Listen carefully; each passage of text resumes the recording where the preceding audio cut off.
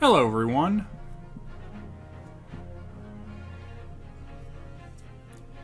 Hope everyone's been having a good week so far. It's hump day, which means court cases, law, investigations, Ace Attorney.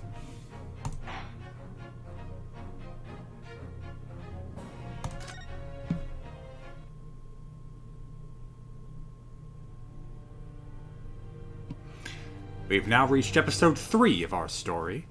Finally, hopefully, we will not be defending ourselves. Glancing over my records of the late last century, I am faced by the events of a certain bitter winter.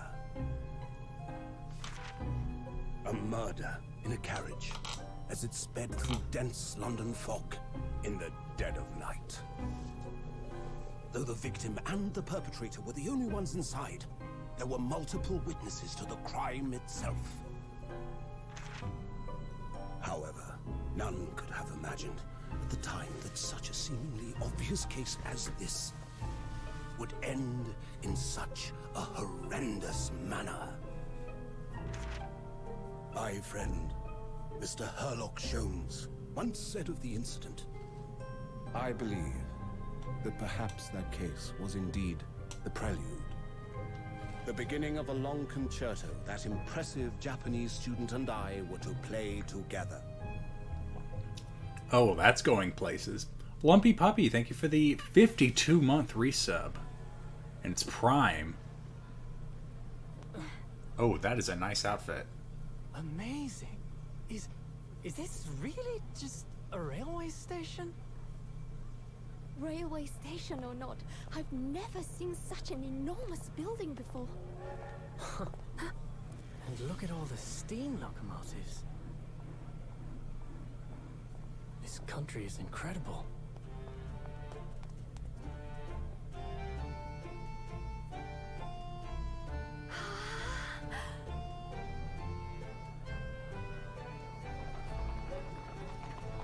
Brian's Coca! I feel like I'm dreaming. So this is the capital of Great Britain. So, where to? Oh, hello. Climb aboard. I'll take you wherever you want to go. Don't get in that carriage! In that case, the Supreme Court in Whitehall, if you wouldn't mind. My pleasure. I suppose you're visiting students from abroad, eh? Yes. Thought so. Well then, I hope you enjoy your stay. The kids are just there to close the doors? And That's... welcome to the centre of the world. Great Britain's mighty capital, London.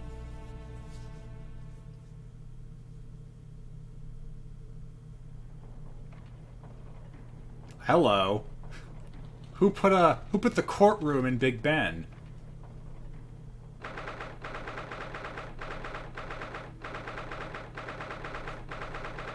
What? This isn't Whitehall. I don't remember there being a big clock there. Or at least a big clock. That's actually the court. It's very stylized, I get it, but still. I had someone asking, the VODs are not on the TFS gaming channel, they are on the Stream 4-star YouTube channel. And plus the archive of the Twitch channel too. It's definitely an aesthetic, a very imposing one.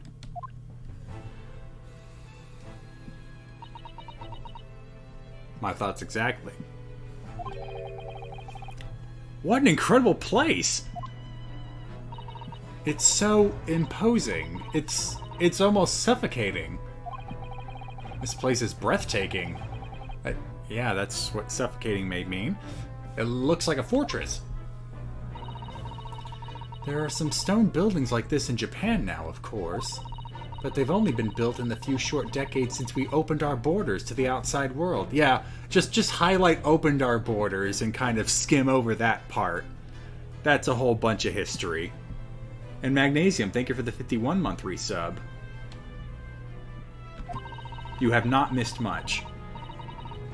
An authentic example like this has quite a different impact, wouldn't you agree? A far cry from the wood and paper most of our buildings are constructed from. It's certainly unfamiliar, But I think there's more to the differences than just construction materials. What is this place again? I didn't read the scroll. I didn't read the text scroll when we came in. This is the Lord Chief Justice's office, Naruhodo-san, in the Supreme Court of Great Britain. The Lord Chief Justice. We had instructions to report here at this time if circumstances were different. We were supposed to let the Lord Chief Justice know we had arrived from Japan. Well, we're still doing it, but Kazuma can't, being dead. No. So instead, we are here in a different capacity, as envoys to report the news of Kazuma-sama's death. Yes. And having delivered his or her message, an envoy's duty is done. So, we'd have to return to Japan. If we want to remain here in Great Britain, I have to take Kazuma's place as the law student selected for the study tour.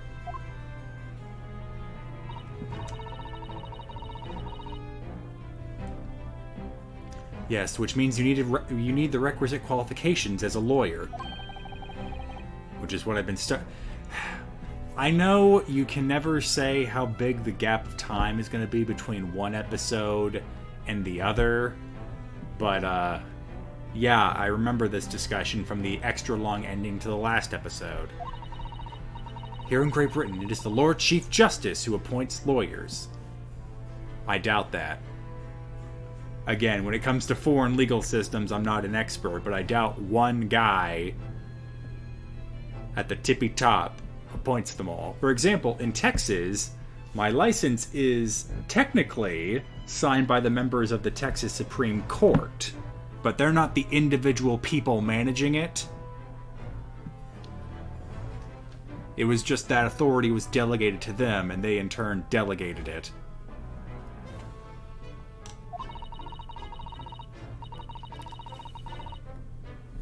For this time, no, I really doubt actually in Victorian times it was still the Lord Chief Justice. That's still a whole lot of lawyers for one guy to go through. Because I have a feeling he's about to stroll into this office, being an anime game.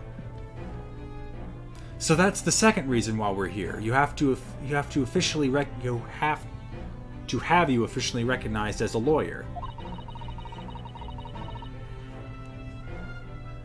It's the only way we'll be able to remain here in London. I hope I'm up to scratch.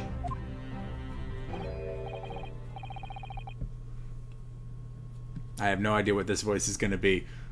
Let's assume he's an old guy. Ah, good morning! Sorry for keeping you!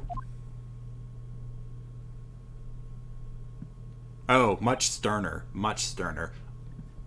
Oh. I trust you aren't too exhausted after all your long voyage from Japan? It seems I'm 1 hour, 12 minutes, and 47 seconds late. My apologies. I don't want to try and fake a British accent. It's going to be a whole lot worse. If I didn't do it for Herlock, I'm not doing it for this guy. Oh, no, don't mention it. We're never happier than when we're standing around with nothing much to do. How fortunate. So, introductions. I am Male Strongheart. Male Strong... How much accent do I put on that AE? Male? No, male. He's just male now. I am Male Strongheart, Lord Chief Justice of the British Empire. Now that's a guy who knows his title.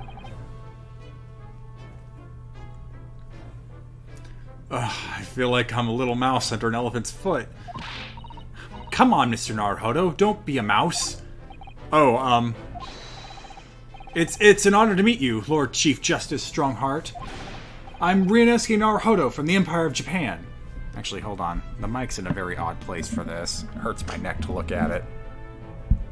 There we go. Well, Mr. Naruhodo. Welcome to London, the capital of our glorious British Empire.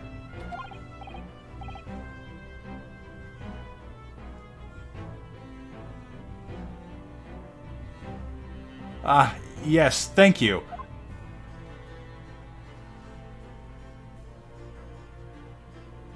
Oh, okay.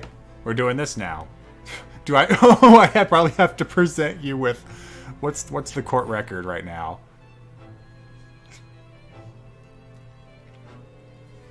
Oh, I got his armband. I apparently looted the body. Do you mind if I take a look around your office? Look at these menacing metal giants facing each other across the room.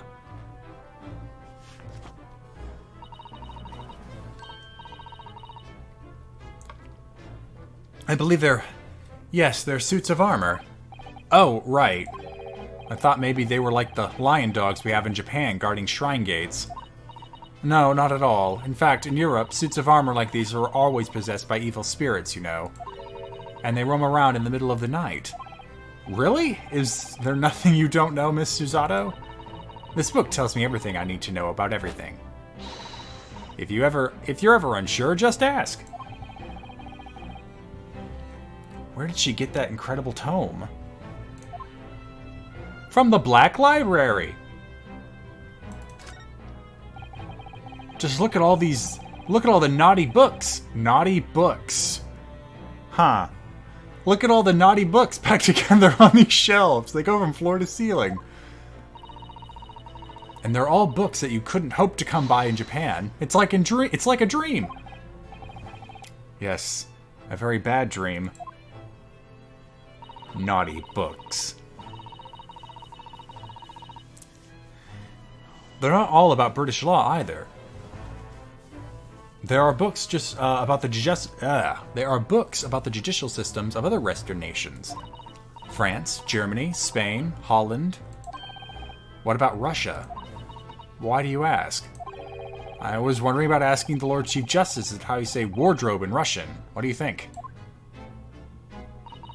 I think perhaps it's a thought best abandoned.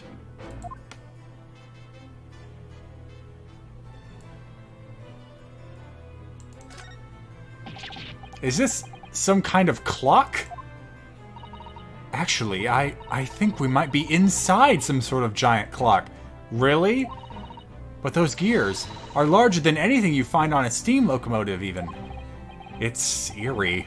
Do you think clocks are some sort of hobby of his? The Lord Chief Justice, I mean? Well, boys do enjoy fiddling around with machines, don't they? I'm not sure you could fiddle with cogs that size. I'm certain you couldn't call him a boy. Still, it's amazing just how little noise the cogs can make, considering how large they are. There's actually something quite soothing about their precise rhythm.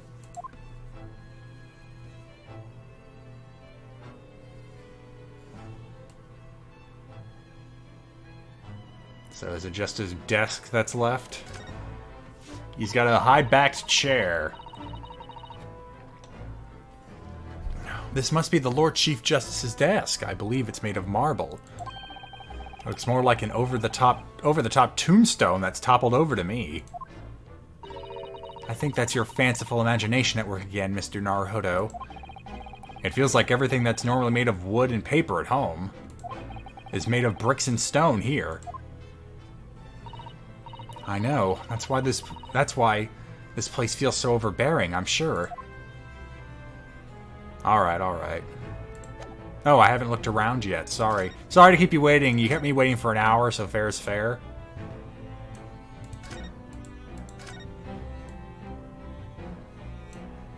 Okay, now I'll talk to you.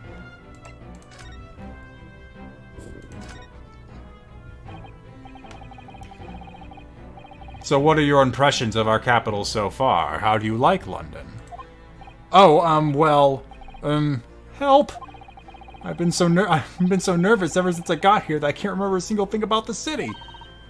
It's simply splendid, isn't it, Mr. Naruhodo? Oh? We had a wonderful view of some of London's streets from the carriage on the way here from the station. Everything is so impressive and grand. I must say, I'm almost lost for words. I'm glad to hear you like it. The city boasts tramways, piped water and gas, even cables supplying electricity. We spearhead every revolutionary new technology in the world. Every visitor in London is astounded. Oh, yes, astounded is the word. Thanks for saving me there, Susato-san. And everyone seems so jolly and full of vigor. Yes. There's much excitement about the upcoming great exhibition we'll be hosting here in London. Great exhibition? Cultural and technological achievements from around the globe are to be exhibited here in our great city. It will be the greatest spectacle of its kind in history, and will make Paris's World Fair look like a toy shop. Take that, France! Gosh, I can hardly imagine how magnificent it's going to be. Great Britain's capital city is nothing but magnificent. London is the center of the modern world. Even if you say that, even if you do say so yourself. The sun will never set on our great empire. Knock knock, World War I calling. Perhaps it is the fate that in these progressive times we welcome visitors from the land of the rising sun.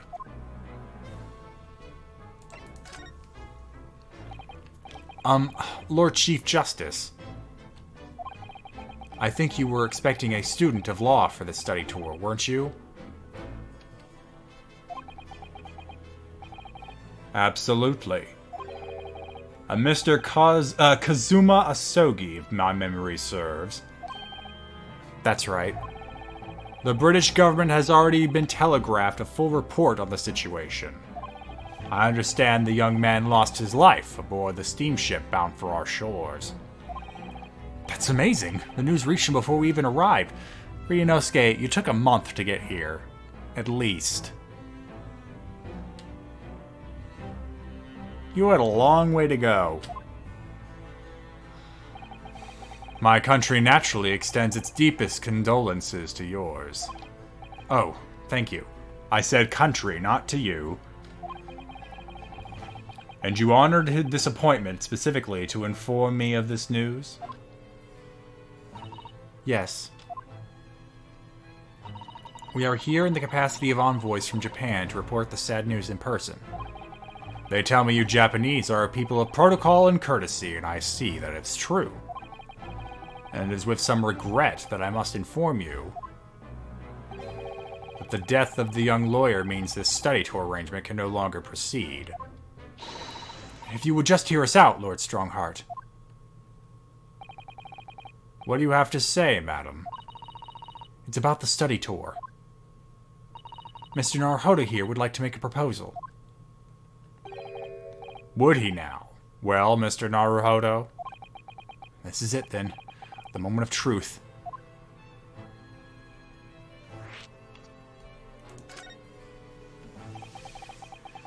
The thing is, Lord Justice, Lord Strongheart, I was wondering if perhaps you would consider allowing the study tour to go ahead? It's just asking, guys. I'm not slurring my words. Don't misunderstand me. Britain would ideally like to see the tour go ahead. But without a lawyer from your country, there's nothing to be done. Well, in that case, what if there was someone else? Another lawyer from Japan, I mean.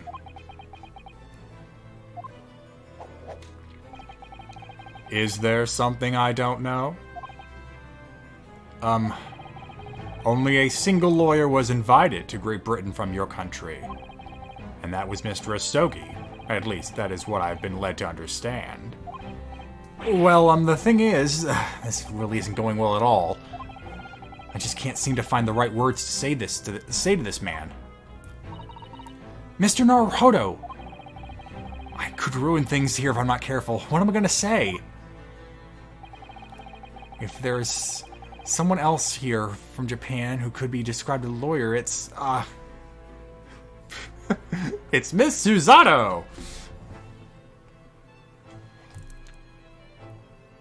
What actually happens if I click this? Is she just gonna redirect?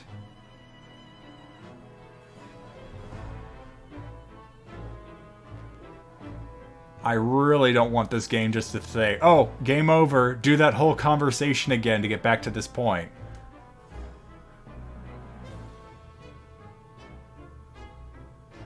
Yeah, let's throw it back on Miss Susato just to see what happens. It can probably only be, yes, Miss Susato. A female lawyer.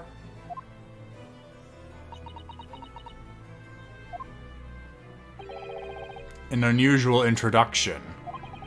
But I presume you mean this charming lady beside you. You're a lawyer, are you?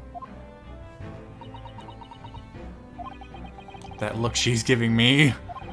After all the days of hard work she put in to help me study. I can't let her down now.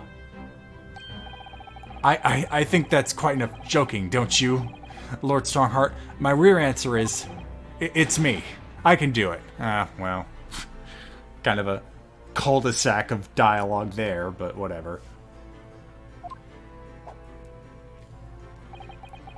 Is that so?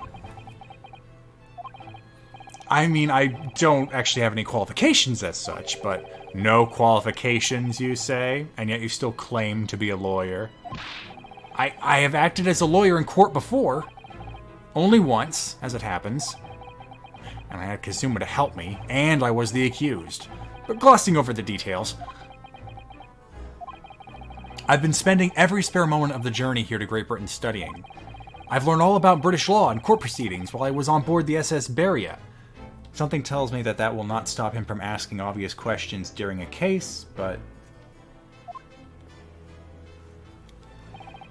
The voyage from Japan is some 50 days, I believe. Not what you might call a full education. To become a qualified lawyer here in Britain, not only do you need a university degree in law, but you must also complete several years of training. They could have still had the apprenticeship program in place as early as the Victorian era. I'm not quite sure on that. Obviously, these days it's been just a university training and then the bar exam. Though there are still places in the United States where if you have the degree, you can still get the license.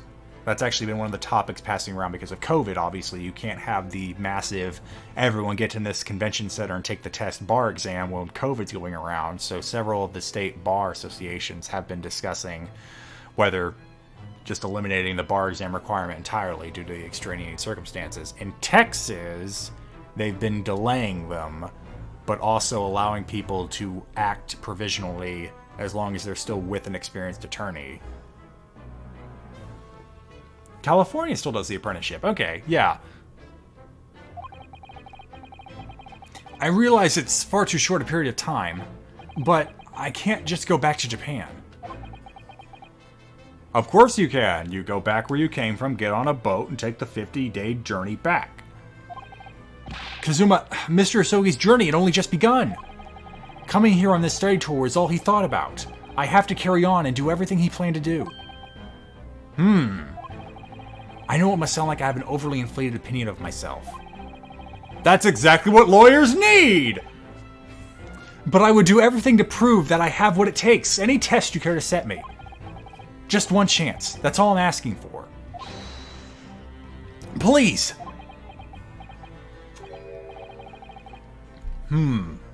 31 seconds. Sorry? Your opening statement there, Mr. Naruhodo. It was 31 seconds long. Not too brief, not too protracted. A perfectly judged appeal, I would say. Opening statements in most trials give you minutes, so the fact that in 31 seconds was not too brief is interesting.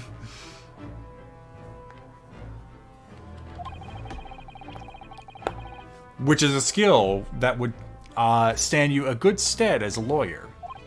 Oh, thanks. So, you're willing to put those words to trial, are you?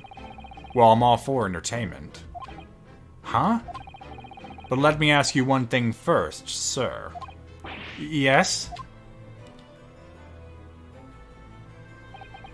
You say you intend to do everything Mr. Asogi planned to do. Are you firmly set on that path? Well, yes, that's my intention. I see. Am I imagining things?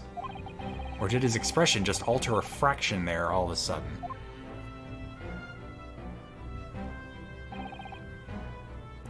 Very well. You have your wish. I give you a chance.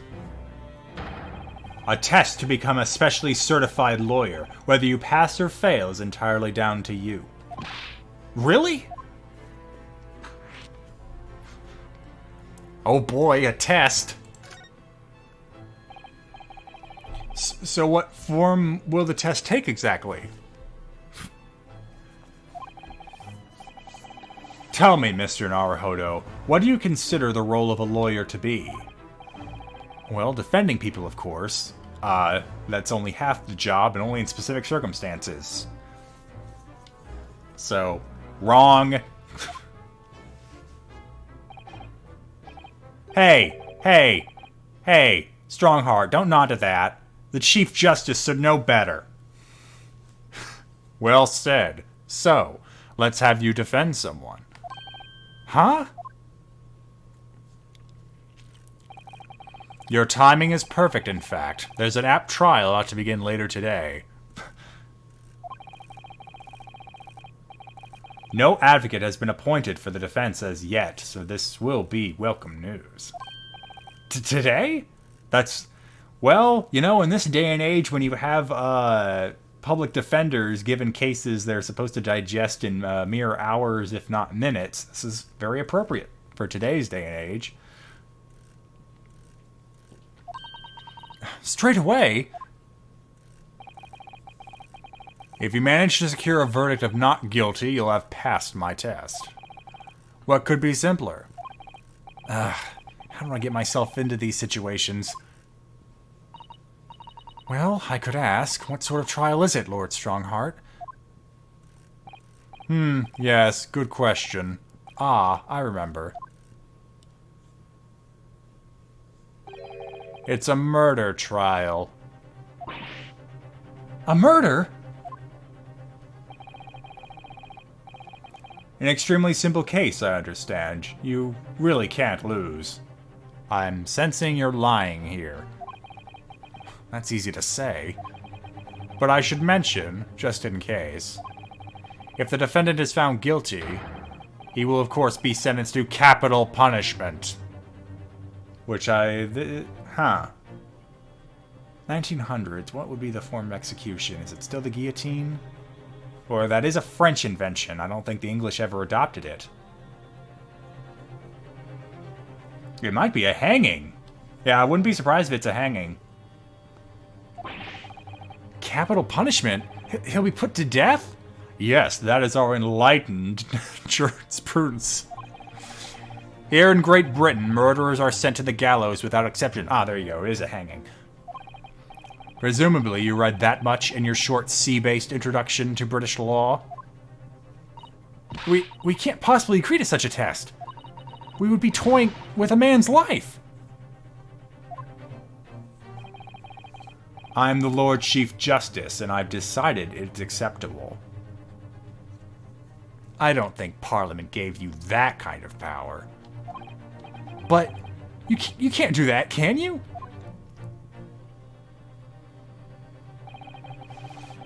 There's no need to overcomplicate this. All you have to do is ensure that you don't lose. So the defendant may live or die depending on how well I perform in court? If I lose, he'll be hanged.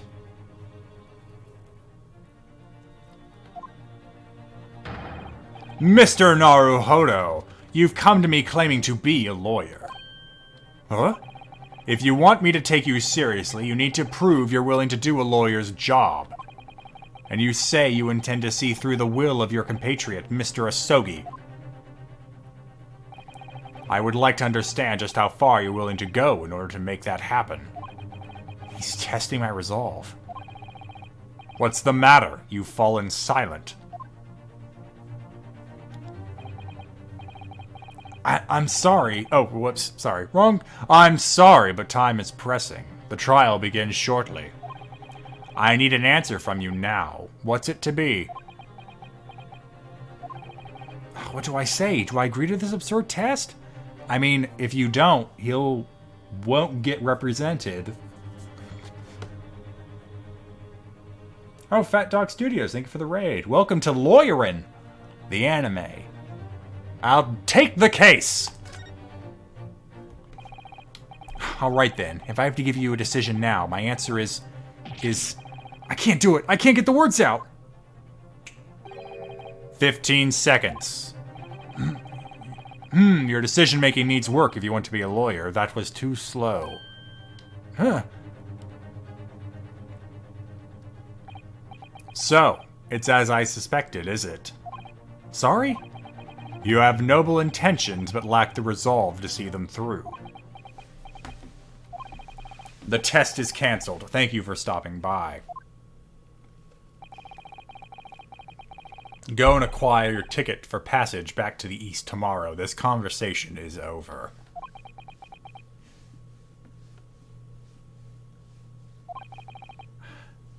Yes, Lord Strongheart. Thank you for offering me a chance. Mr. Naruhodo, you really choked and blew it. I'm sorry, Mr. Zato. What could I do? It's all right. I understand. You do? It's not an easy decision to choose whether to defend a man in these circumstances. But resolve has absolutely nothing to do with it. What are you trying to say, madam?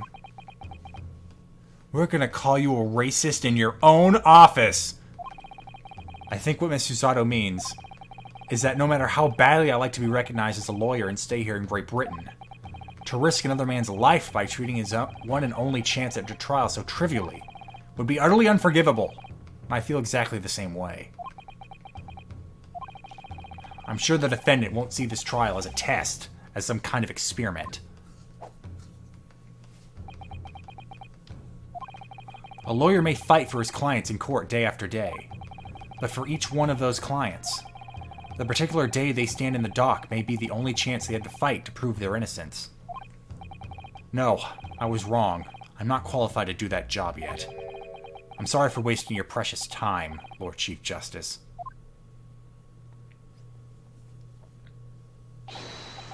Wait, Mr. Naruhodo.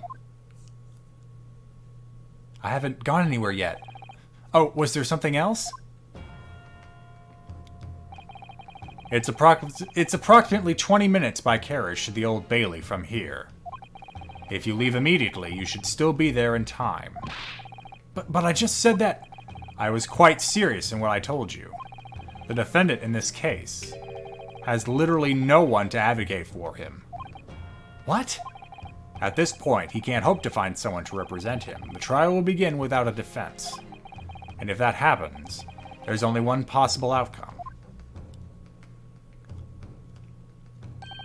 He will receive the most severe sentence the judge can pass down. But that's awful!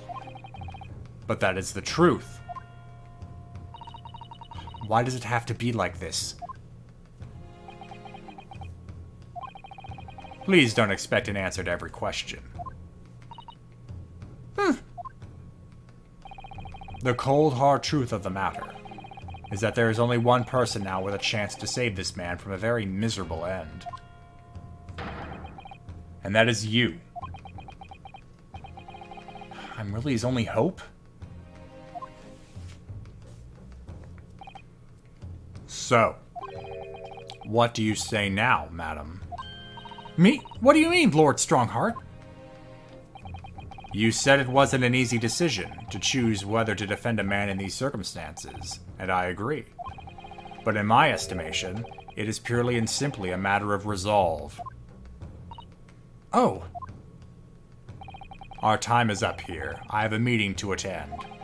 I must leave in 2 minutes and 16 seconds. So, venture into our great city and enjoy yourselves.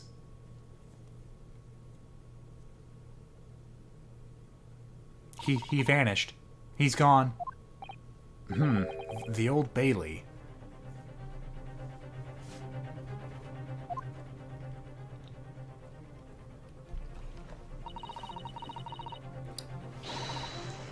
If we're going to do this, Mr. Naruhodo, we must leave at once.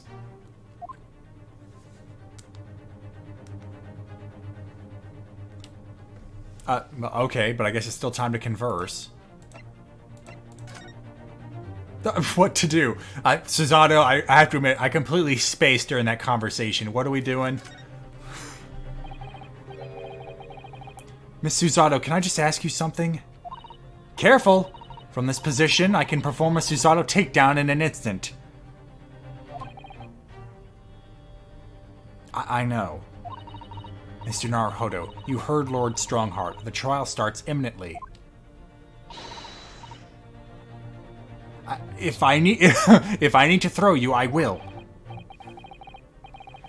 You know, you could just say, I think we should hurry to the courtroom. If you need to ask me anything, it had better wait until we're at the Old Bailey.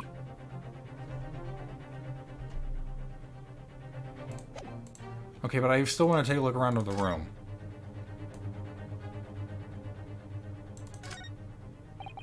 Miss Susato, can I just ask you something? Oh, okay, so I get it. Okay, alright. I get it. We're leaving. Can I show you my R-band?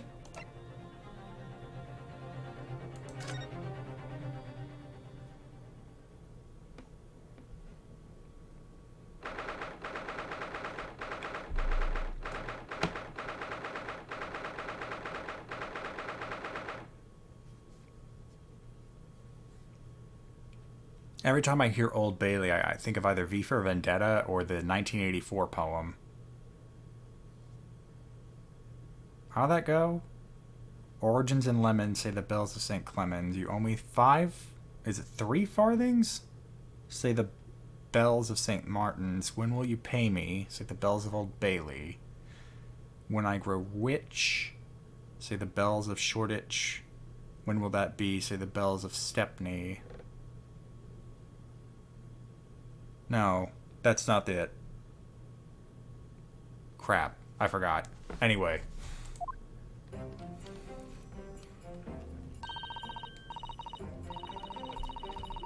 Oh, thank goodness, we're in time.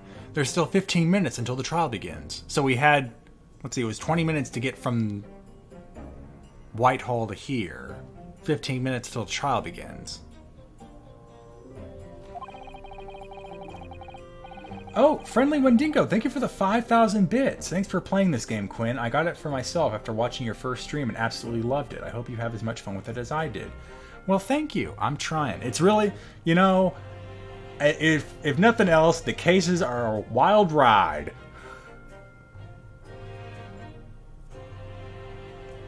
I never knew a horse-drawn carriage could go so fast. I thought my teeth were going to rattle loose. That's because of our poor dentistry. Did you hear about what I said to the driver when we climbed aboard? Get us to our destination in 5 minutes, driver, and there's a guinea in it for you. It's one of my favorite lines from the Sherlock Holmes stories, and it worked quite perfectly. What unit of British currency is a guinea? I'm not sure why you're so pleased. I thought we were going to die, and you had to pay gold for the privilege. Well, at least we arrived here before the trial started. Oh, so we only had 20 minutes. And if we had used the standard transportation, it would have started. Nice, that's fun.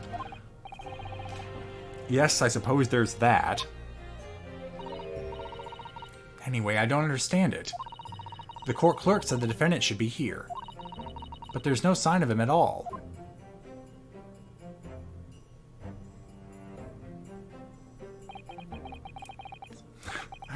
Turns out, you're the convict. Again. So this is the Old Bailey. Even this room for defendants to wait, and even this room for defendants to wait in is grand. That's what I get for trying to read the chat box and chat.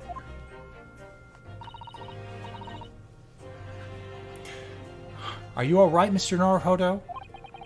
I'm feeling tense, that's all. This place gives me the same sense of foreboding that I had, that I remember from the Supreme Court of Japan. An oppressive air, almost as if the building itself is going to crush whoever's about to be sentenced. It feels like only yesterday that I was the one about to be crushed.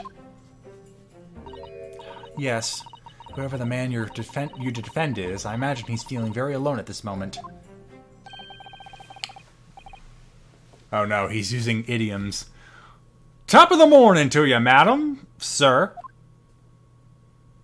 Hello. Hello, that's a hat. What is doing following me in here? Things are fair desperate, are they? Oh god. I'm gonna butcher this. I'm gonna try, but it's not gonna end well, I guarantee it. Sorry? Would you look at those expressionless faces? From the east, are yous? We're from Japan, yes. Ah, Japan is it? Alright, say no more. So, how much do you need? No, we're just here because...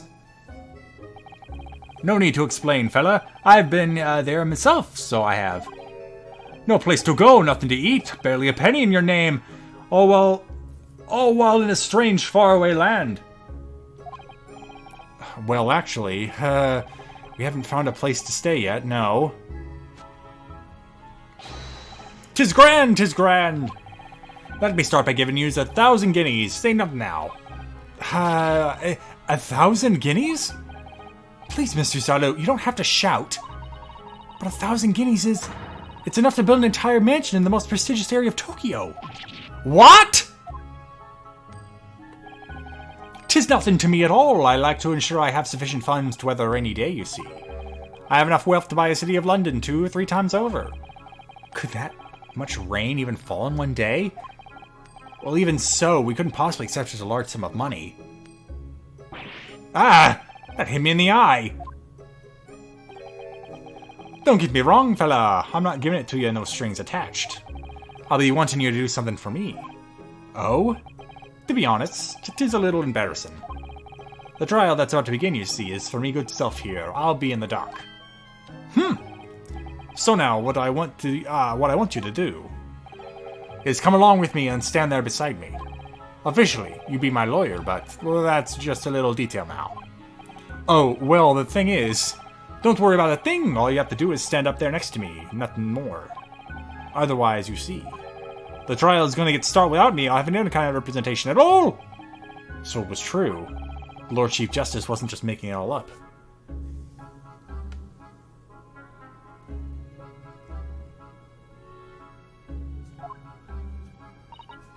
I'm terribly sorry to have to ask, but does that mean you're the defendant in this trial? Bluster and blazes, do yous not know who I am? Me? One of London's biggest names? No, sorry, we've only just arrived in the city, you see. I see. I suppose it isn't altogether impossible. Well, just next to Hyde Park there in the center of London is another beautiful park. Sorry, a park? What?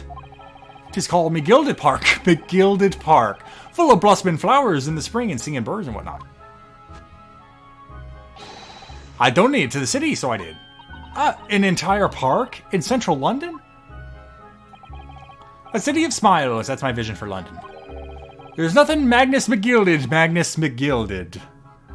Magnus McGilded. McGilded. I guess we have our Biff Stroganoff.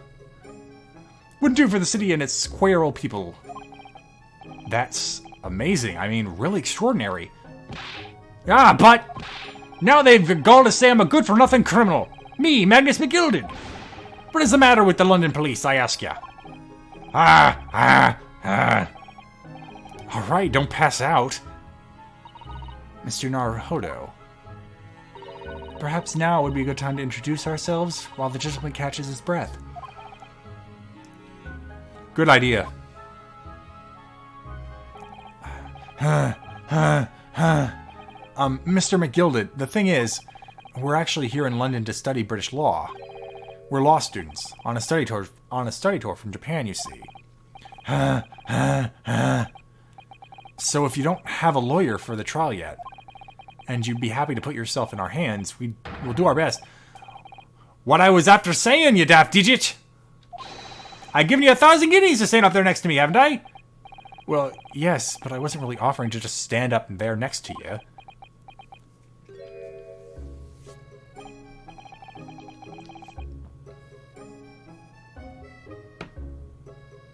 Oh, geez. Augie Jr., thank you for the 56... Oh, wow.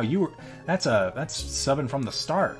But thank you for keeping up your sub streak. I don't know where I was going there. Do ye subs be going on for quite a while, but 'tis nothing to me. Me distant uncle is Magnus McGilded, a veritably fine individual with a tall hat. No doubt you've heard of him. Oh, I've heard of him now. So everyone, welcome Augie Jr.'s uncle, Magnus McGilded. Say hi, everybody. Hi, McGilded. Oh, I think I see what's going on here. Sorry? I know what you're thinking. This Chancellor fella claims to have more money than the Queen. But if that's true, why the blazes can't he hire the finest lawyer in all of England? Because he did it. That's the only explanation. Well? Well...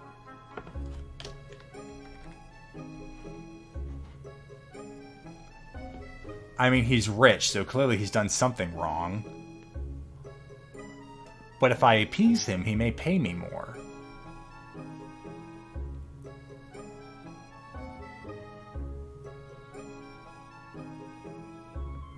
Yeah, no. Not at all! No! I don't think that's the problem at all. Oh, geez, and Vamplant, thank you for another 10... Is it 10? 10 gift subs. There were so many numbers on that. Thanks for the gift subs. Man, 350 gift subs now. Thank you so much. Not at all, although it is a little strange, to be honest. Why, you don't have a lawyer, I mean. That would be the fault of the Reaper.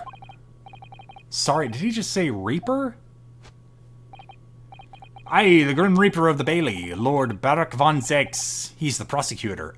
We have our Edgeworth, or maybe our Von Karma. I haven't played Ace Attorney, I just know those characters. The prosecutor is the Grim Reaper? When Van Zyke stands for the prosecution, they call the accused his sacrificial lambs. And to this day, in every single trial in which he's been the prosecutor, the accused has been damned. What? So it's reached the desperate situation, where there's no one willing to stand in defense against the fella at all. You could say he's a living legend of the Old Bailey. Goodness. Lord Barak von Zykes.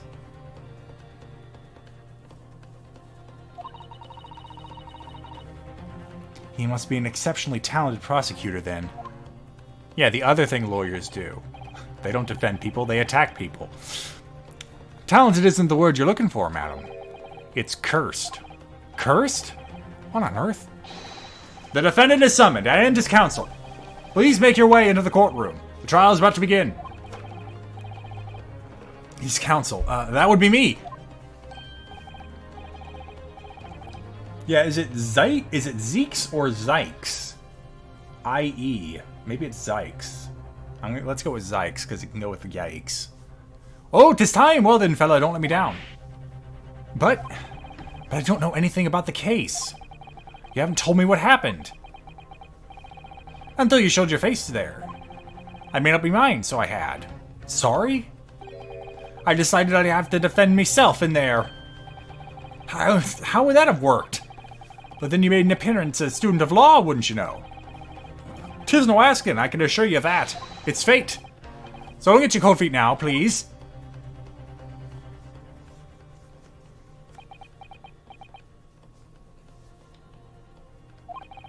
I literally know nothing about the case, or about this man who stands accused. In fact, the only thing I do know is that I can't just turn my back on him. He's rich, after all.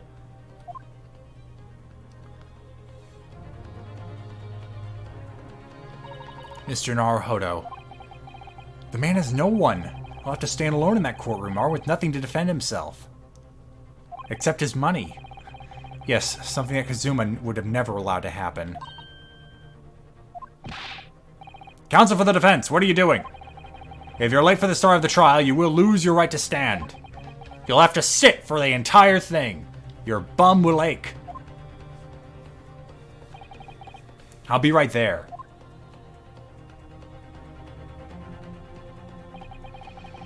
It's happening then.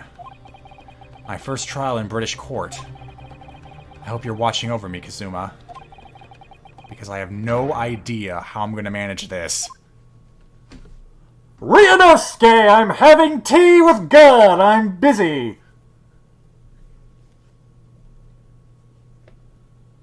Giant scales. Giant scales.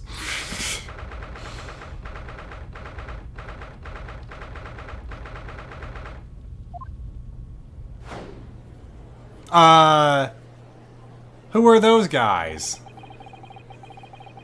Is this their idea of a jury? So this is the highest court in Great Britain, the Old Bailey. The centuries of history in this place is palpable, isn't it? It's so different from the Supreme Court in Japan.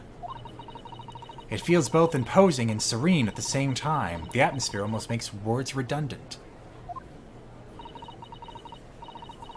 Shigure, thank you for the 7-month resub. Hi Quinn, always fun watching you.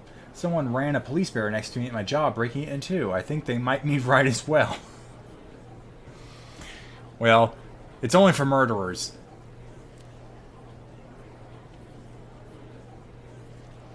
Whatever the country, determining a person's guilt or innocence is always a solemn affair. May I say something, Mr. Naruhodo? Oh, yes, what? Oh, buggy eyes again. Your eyes look ready to pop out of your head again. I know, but I can't help it. Oh my god, he's a vampire. And the judge is Santa! This is gonna be great.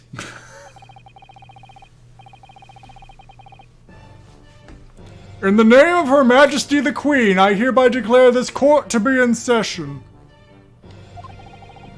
We are here today to determine the guilt or innocence of Mr. Magnus McGilded. I now call upon the counsels for the prosecution and defense to declare their willingness to proceed. The prosecution...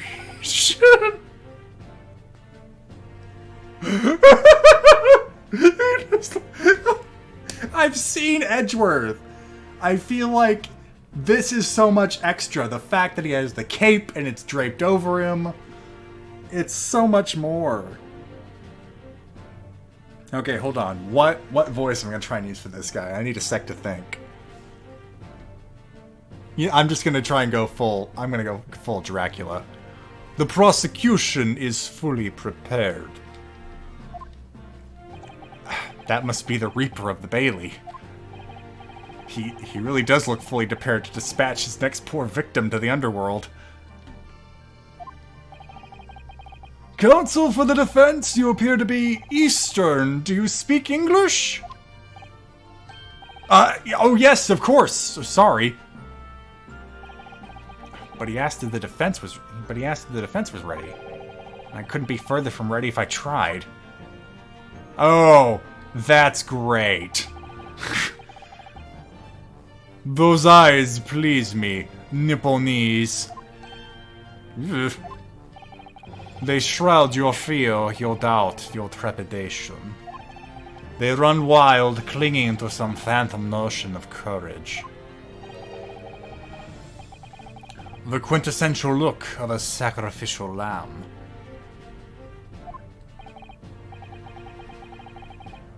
A cold shiver just ran down my spine, all the way to my tips of my toes.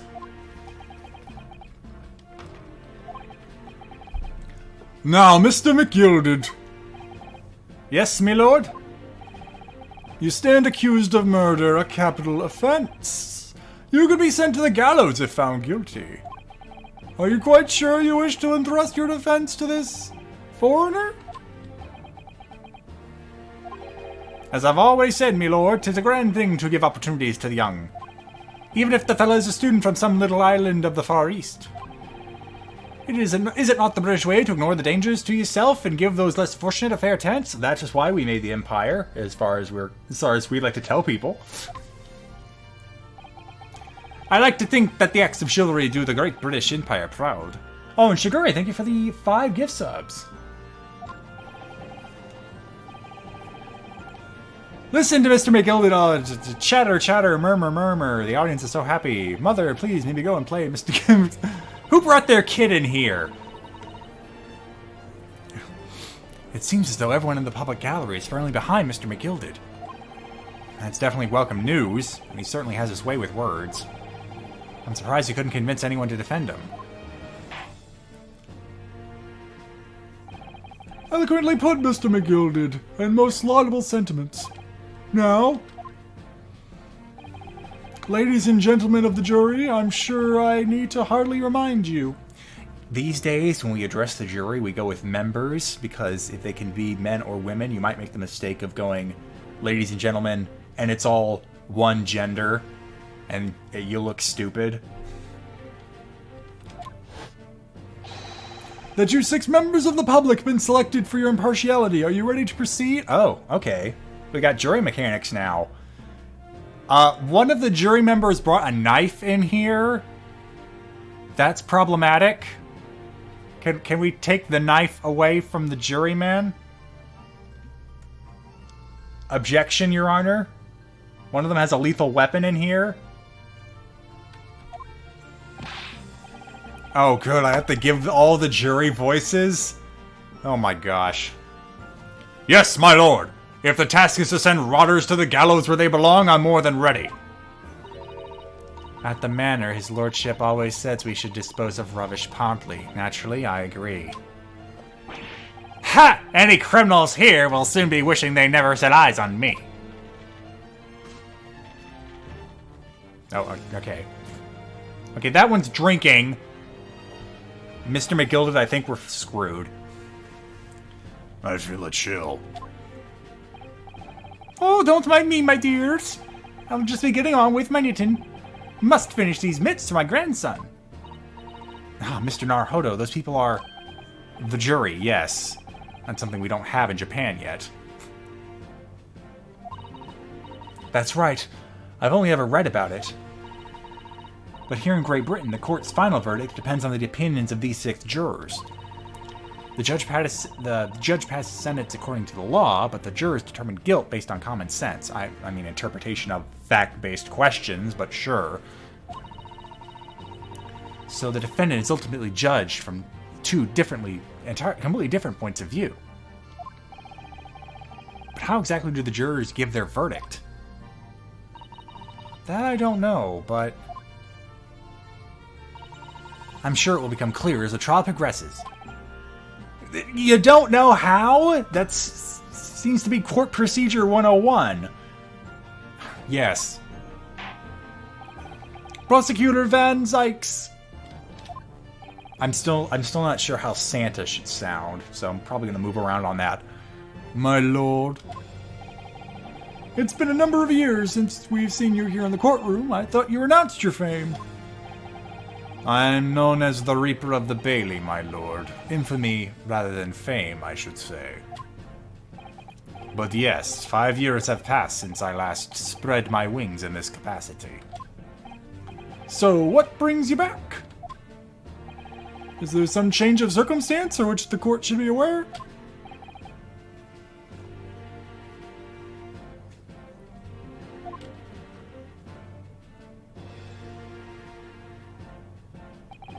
I leave that to your imagination, my lord.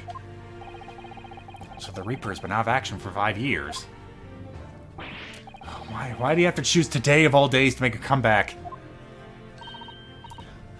Don't lose heart, Mr. Naruhodo. As you wished, sir. The court nevertheless welcomes your return. I feel like I'm making him older as time goes on. Now then, opening statements, I think. A summary of the case, if you please. Certainly, my lord. As your lordship is aware, this case is of overwhelming simplicity.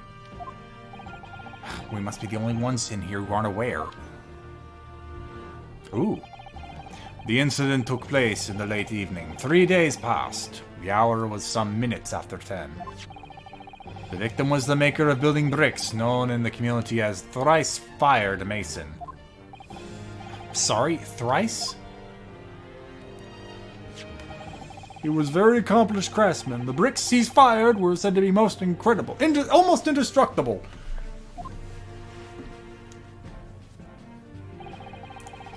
The victim's corpse was discovered in an omnibus in service on the streets of London at the time. The dagger that had been thrust into the victim's abdomen is believed to be the ultimate cause of death.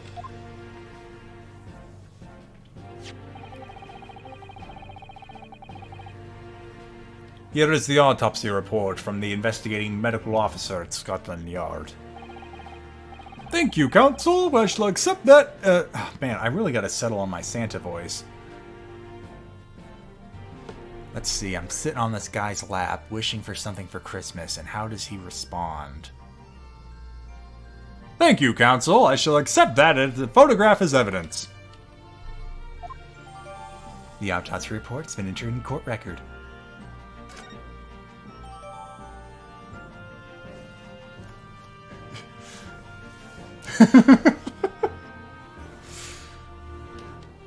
And we have a photograph.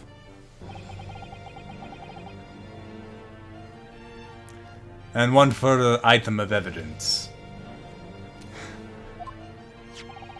The prosecution wishes to submit these as well. And these are? Good Lord! Is that blood, Counsel? Yes, my lord. Seized by a policeman who arrived at the scene. These gore-soaked gloves were taken from the hands of the accused when he was arrested. Can I get that officer in here to provide a foundation for these gloves? I don't like the fact that these gloves are just... Oh, well, we found these bloody gloves. Ergo, it's him. I object to that submission of evidence. Improper foundation. Mr. McGilden's gloves have blood on them?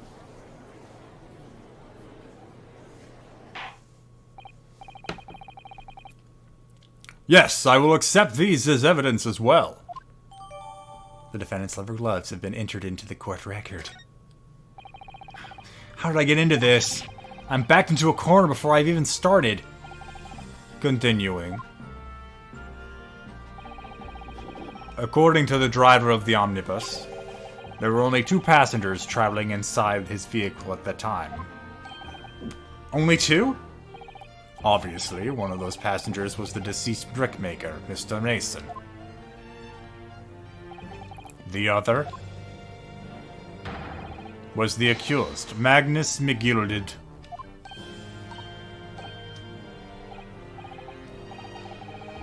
Well, rather damning circumstances to say the least, ho ho ho. Defendant, what say you? Well, of course, I have no recollection of such a thing. Mr. McGilded! To be sure, I rode the omnibus that evening. But whenever I'm in a carriage, I'm taken with a fierce tiredness, and I always succumb to it. Are you claiming to have been asleep? 'Tis the motion of the carriage, me lord. Lilting, so it is. And when I opened my eyes again, 'twas a desperate sight before me, the body of a man I've never laid eyes on before in me life. Now I ask yous, what good-hearted soul wouldn't rush to help a fella bleeding from his stomach? I wasn't about to start worrying about me gloves now, was I? I reached out to give the man a hand. So the blood got onto the gloves then, after the man had been killed.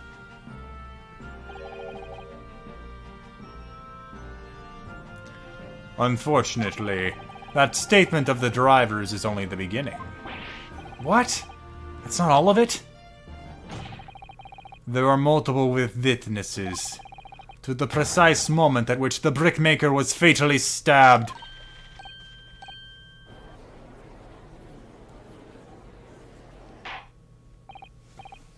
Order! Order! Order! Sorry, I was trying to pull a Speaker of the House there. Order! Then the killing took place. Only the victim and the accused are inside the carriage. And there were witnesses to the crime. This is not just a case of compelling evidence. It's the nail in the coffin for the accused. Thank you, counsel. The circumstances of the crime have been made quite clear. I think we will hear testimony from these witnesses first of all. Your wish is my command. Bailiff, bring the witnesses in at once.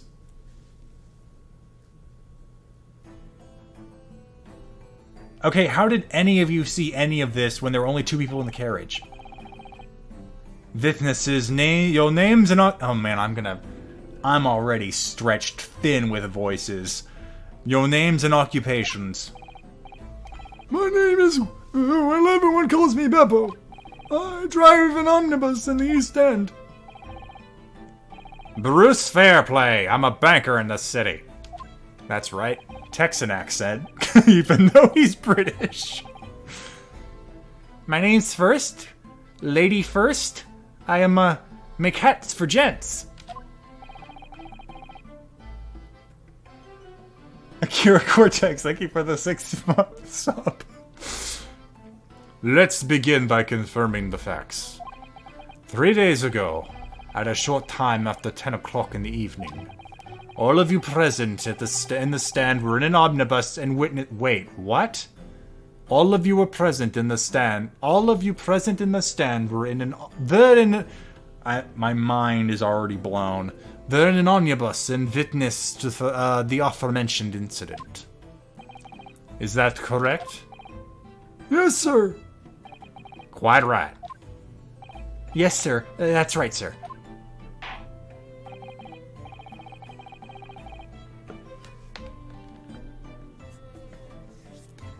Very well, then. Let's proceed to your formal testimonies, please.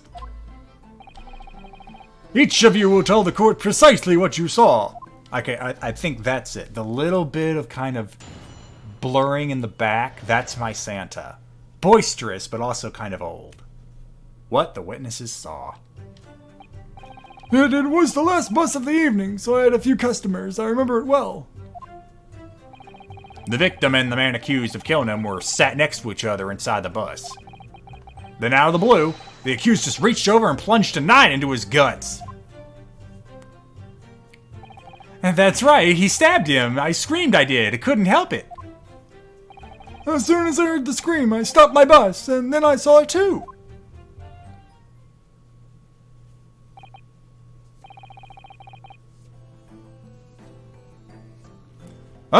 Unambiguous testimony, I might say.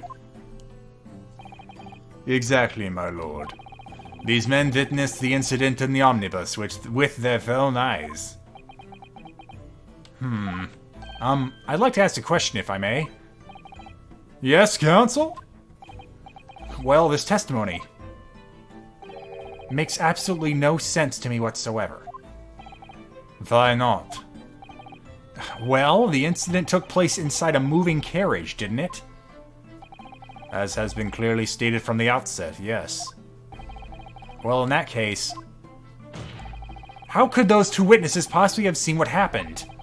There's no way they could have seen the inside of the moving carriage.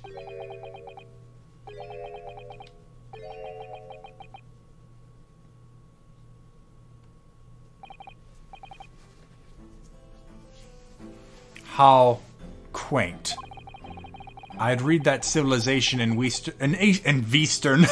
I've read that civilization in Eastern Island nations was a good century behind our own. But you're here in London yourself. Are you really so ignorant about our omnibuses? Huh? Tell me, my Nipponese friend, have you even traveled in an omnibus? Well, no. We only arrived in London this morning. No matter. I've arranged for us all to see for ourselves. The actual scene of the crime, that is. What do you mean? The actual scene? How? A carriage is designed to be moved, after all. Presumably you understand that much? Yes. The omnibus in which this bloody crime took place is here today, in this very building. Here? What? The entire carriage? Bailiff! Bring forth the stricken omnibus! We are bringing a carriage into the courtroom, guys. Wow. Okay. So that's an omnibus. The omnibus. I can't believe they would bring something so enormous in here. Everyone's courtrooms are amazing. As you can see, the omnibus is pulled by 2 horses. They can carry up to 8 passengers. 4 passengers seated inside the enclosed cabin and another 4 on the rooftop deck above. Every Londoner knows that the best views of the city's architectures and sights are to be had from the top of an omnibus. And I should point out to our foreign guests that there is a skylight in the roof allowing a view of the interior from the seats above. Ah, a skylight. Oh! The penny drops at last, I see. These 2 gentlemen were occupying the rooftop seats in the on this omnibus when the murder took place. That is how they came to witness the grim incident. Through the skylight. Ah, that makes perfect sense. Also, really bad for McGilded to stab this guy with people in the skylight. Assuming, of course, he did it. Well, counsel, this is a first. In all my years behind the bench, I've never experienced the crime scene itself being brought into the courtroom. There are a number of important clues remaining inside the carriage, my lord. I would like to submit the omnibus itself as evidence. The entire carriage submitted as a piece of evidence. I haven't had much criminal experience, if any. That's a first. Usually photographs of whatever you wanted to submit would be evidence, not the carriage itself. It's kind of hard for the jury to inspect it. Don't worry, it gets dumber. Oh boy. That is the prosecution's wish.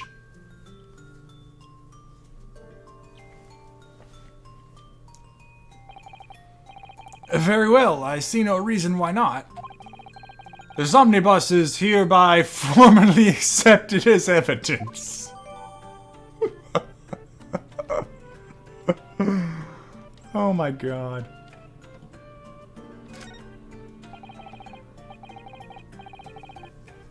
I can't believe it. The entire crime scene entered as evidence. Oh my god! And the reaction to it is just, wow!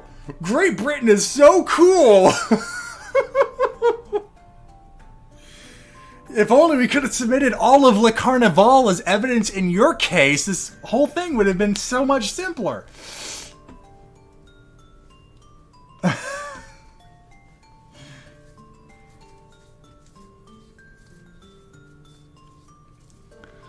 Yes, Great Britain is simply extraordinary. I could help myself a lot by giving that omnibus a thorough examination, seeing as it's here. Let us continue with the proceedings. Oh, man, it's so hard to get into Santa voice. Would you want a not guilty verdict from Christmas, counsel? No. Ho, ho, ho. Let us continue with proceedings, then. Your cross-examination, counsel. Humph. Pray don't expect this Nipponese stray to understand the intricacies of a British court's cross-examination rights.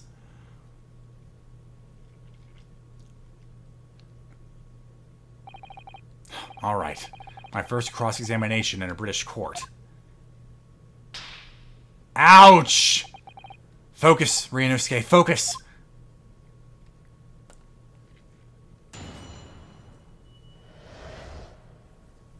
Okay, hold on. Before I even get to you, I'm taking a look at something. Okay, that's definitely a dead guy with a knife in his chest.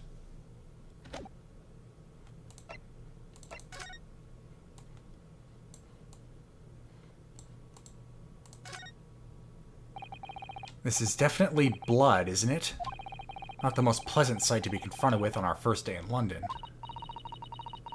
Well, nothing will come of grumbling now. No, by the way, is Mr. McGilded right-handed? Yes, I believe so. He was toying with a coin in his right hand a little earlier.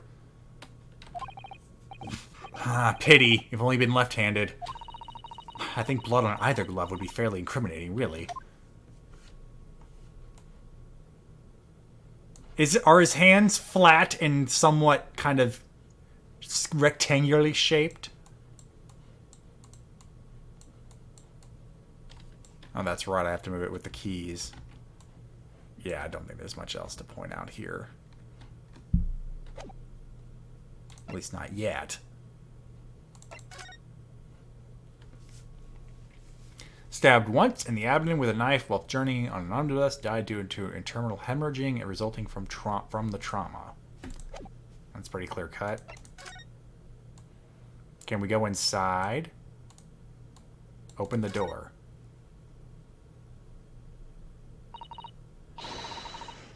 Well, let's open the door and go inside, shall we? The scene of a murder. It's horrible.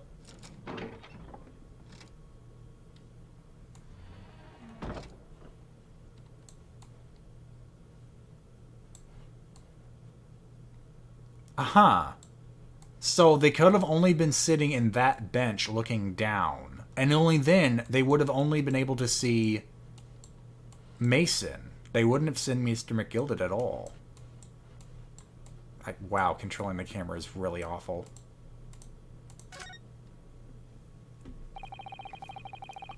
That's blood that's soaked into the seat. The victim's, obviously. Yes. And that seat would be clearly visible from the roof deck. Would you really staff somebody in full view of the other passengers like that? I wonder. Well, it was after dark, and there was a lamp on in here, so perhaps the culprit couldn't see anything outside through the skylight. Whichever way you look at it, it doesn't seem like it was a planned attack. Hey! Please do not stab people in our omnibuses. Ah, that's a poster for the great exhibition that's due to start 6 months from now. There's a lot of focus being drawn on the Crystal Tower, the centerpiece of the whole exposition. Ooh, the Crystal Tower! It's under construction already, I believe. People all over London must be fizzing with excitement over the prospect of such a grand event. Okay, well, that went nowhere. There.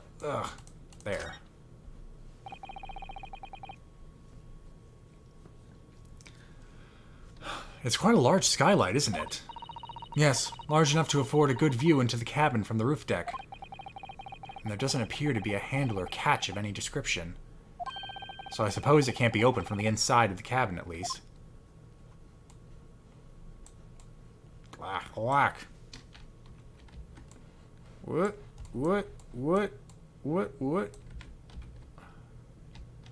Wow, there's just no music for this. Awkward. Same thing. Yep. We get it. Whoop.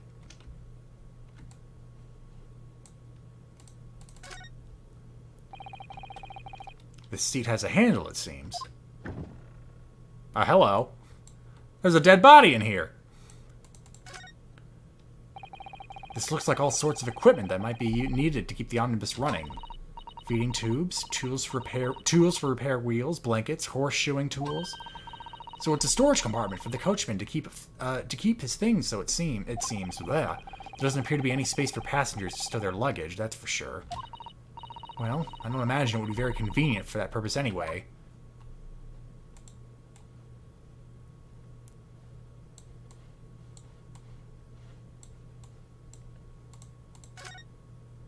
That just opened the door. Have you seen enough? Let's step back outside then. Oh, you're right. the driver couldn't have seen it. That's definitely from where he was sitting. He wouldn't be able to see a thing.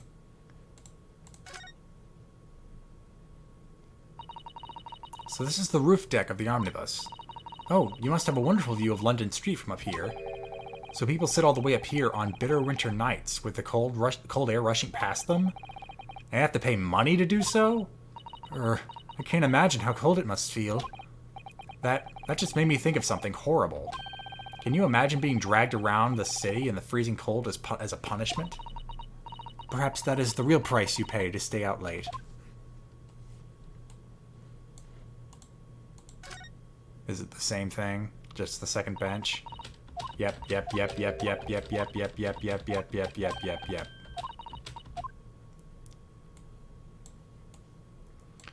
So the driver definitely couldn't have seen what happened.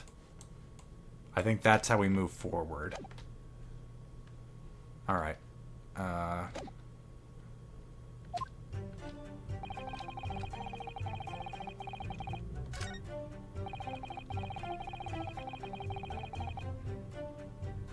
Well, I guess pressing doesn't do anything, so might as well press. And you saw them through the skylight in the roof of the carriage? That's right. When you sit up top the roof deck, the window's right there at your feet. Like that. There was a lamp on inside, so I had a pretty good view. Two of them were wearing hats, and I couldn't exactly make out their faces. There's not a shred of doubt in my mind that it was Mr. McGilded. How can you be so sure? Well, how can I put it politely? Mr. McGilded is a gentleman of rather small stature. I couldn't have mistaken him for anyone else. Well, let's not forget that when the vehicle came to a halt, the only people inside the enclosed cabin were the deceased Mr. Mason and Mr. McGilded. There is no room for doubt here. I really wish there was. Then out of the blue, the accused just reached over and plunged a knife into his guts. Yeah. Okay, so that I also want to press. He stabbed him, you say, and you were sitting up on the roof deck, were you? Yes, that's right, sir. I was up on the roof seats. I remember seeing the little gent sitting to the fellow that was stabbed. I've been thinking about the new hat design, you see, so I was just gazing absent-mindedly around. But then I happened to look through the skylight. It was sticking right out from his belly, that huge, great knife. A grim sight indeed. That didn't help me at all.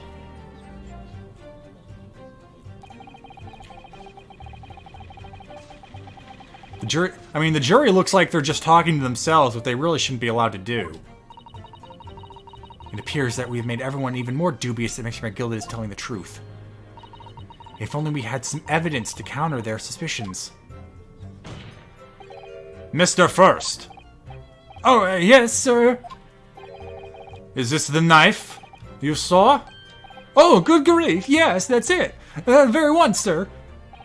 Is that? Yes, counsel. This is the blade that was driven into the victim's belly like a stake through their heart.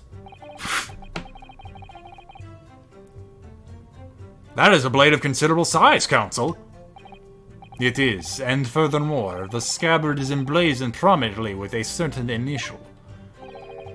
The letter M, which seems oddly familiar. Ugh, please, no. M. For Magnus, perhaps? Or McGilded, possibly? Take your pick. Mason, too? It seems this particular big name in London made a magnificent mistake. Weak slap.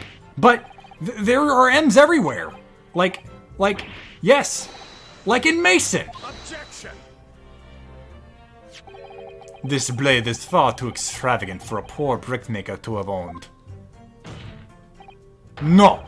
This weapon of murder almost certainly belongs to the accused. Okay, just because it it can't belong to Mason doesn't mean it has to belong to McGilded.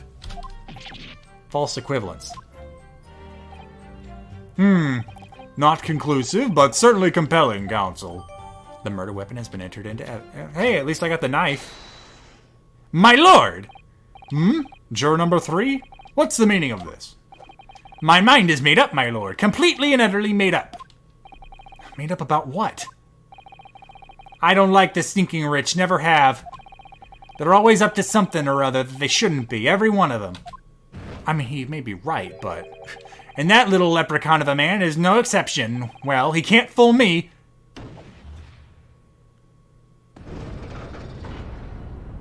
But the court case isn't over yet. There's no point in wasting time listening to any more of this. That's my opinion on the matter anyway. I just pressed one statement. Oh man, I forgot the voice I gave to this guy.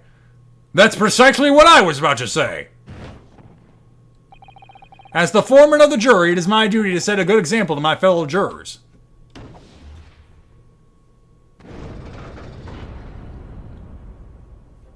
What the... What is happening here? Yeah, exactly, Augie Jr. I'm bored, he's guilty, let's go have pizza. Yeah, let me see. Yes, it seems that's how the members of the jury give their verdicts. With fire? Apparently, yes. White for innocent and black for guilty. As the 6 members of the jury make up their minds about the case. One by one, they each cast a ball of fire into the great scales of justice, as we saw a moment ago. And if those enormous scales fall completely to the black side, does that mean... Let's do our very best to make sure that doesn't happen. Now I'm even more worried than I was before. Very well. The court acknowledges the change in the jury's stance. Counsel for the defense, please continue with your cross-examination. This is a nightmare. As soon as I heard the screen, I stopped my bus, and then I saw it too. That's the problem. So can I just present the carriage as proof? Because you can't have seen it while driving the bus. Objection. The witness's last statement is clearly at odds with this piece of evidence. Yes, it is! I'm sorry, counsel, but I fail to see the connection. If he was driving the bus, he couldn't have seen it. There it is. There's your connection, game.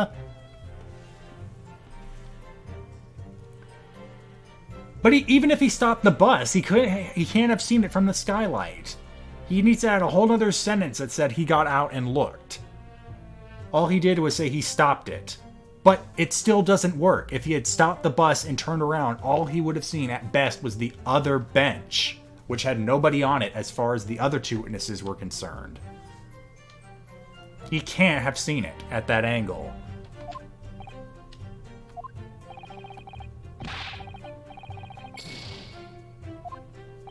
I can look how panicked I want.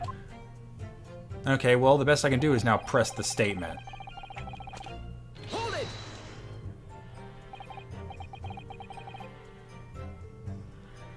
What exactly did you see? Oh, well, sir, that would be the passenger, sir. Yes, he collapsed on the floor, he was. Well, that's definitely wrong. And by the passenger, obviously you're referring to the victim, Mr. Mason, the brickmaker. And by the other passenger, he had a knife in his hand, like this. By the other passenger, obviously you are referring to the accused, Mr. Magnus McGilded. And then he plunged it down like this, stabbing the other passenger in the belly. What?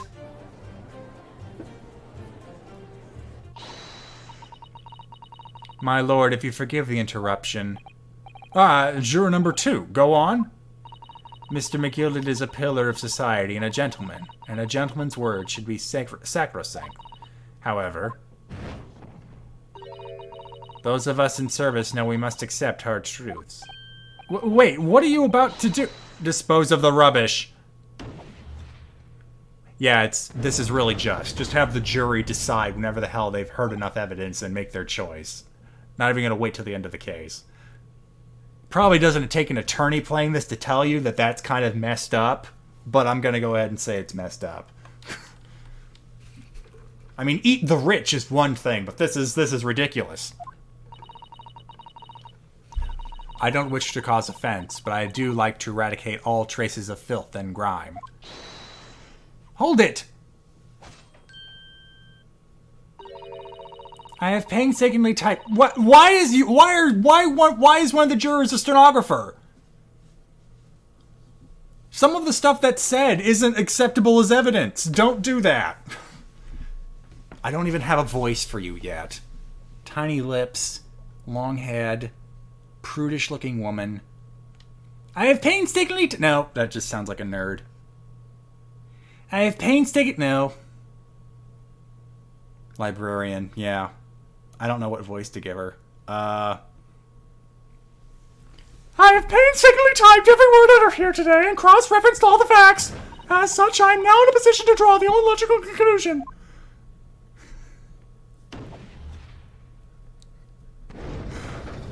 I'm going to regret that. Not again. That's 4 out of 6 jury members who proposed a guilty verdict. There are only 2 left. We gotta get this hung jury. We've had it. Every time I press these witnesses for more information, I just make the situation worse.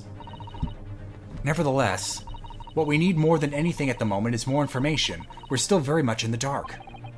I suppose I'll just have to keep pressing the witnesses, knowing that more sparks may well fly. We mustn't give up hope that we'll uncover something that'll give us a way to fight back. But...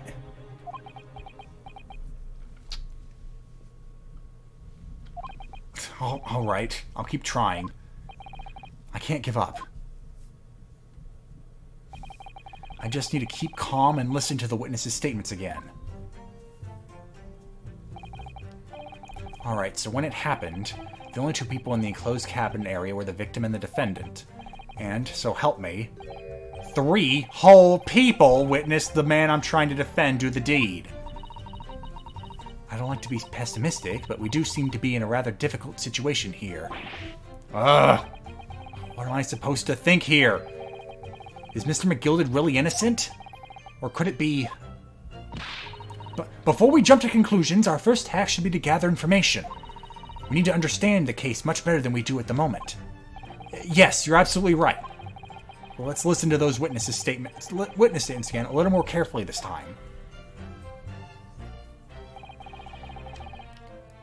Okay. Is that even worth pressing? We already know from when we pressed the last statement that he still got the story wrong. Maybe, yeah, you know what? I'm gonna show the photo. Yeah, we pressed all these. We go back to you. And instead of the actual carriage, we'll present this. Objection.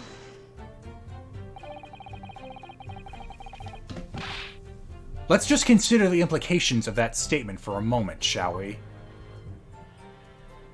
Really? What implications, counsel? Nothing strikes me about it.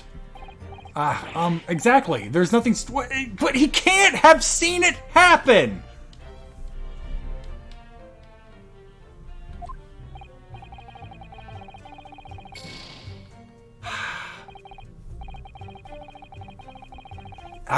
Oh, come on. Okay, so... Then we... Can I present evidence while I'm pressing? Hold it!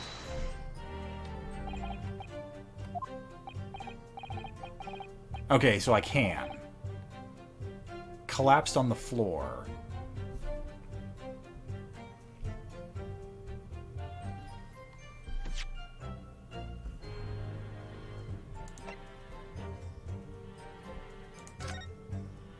I mean, obviously that's not the case, but do I press it here or do I press it at the other? I think this is still the best part. I can't present it. I can't. I can only pull it out.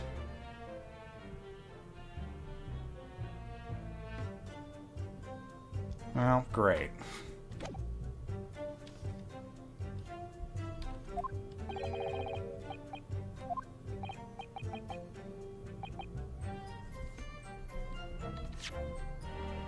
Yep, I can't present evidence during a press.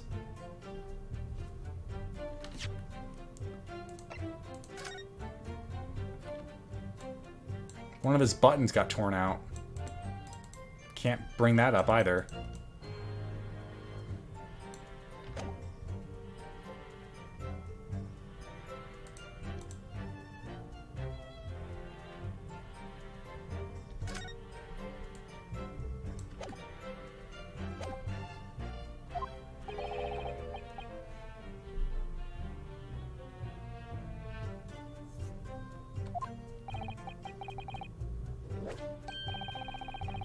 I mean, it doesn't matter because I can't present evidence during a press.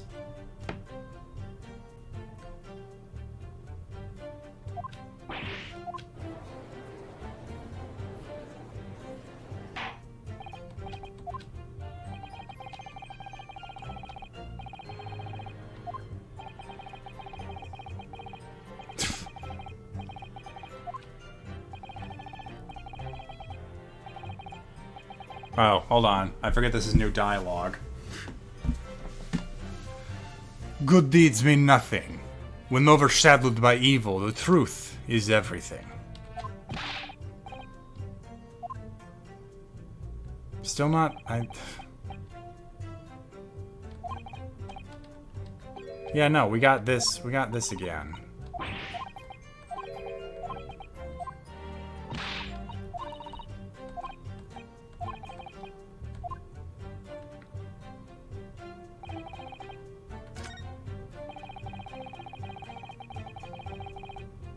We got that.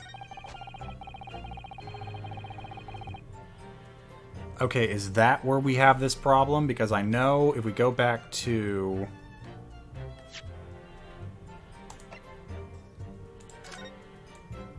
If he had plunged the knife right into his guts, why is there only blood on the inside of the glove?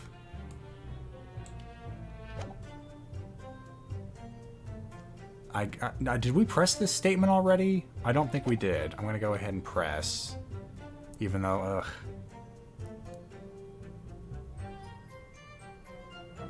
I'm gonna press the statement and see what happens. You actually saw the exact moment it happened? Didn't I already testify to that? Or our fair dunkum hard-working city banker is not considered trustworthy these days? Oh, no, I didn't mean that. This is no good. I really got his back up.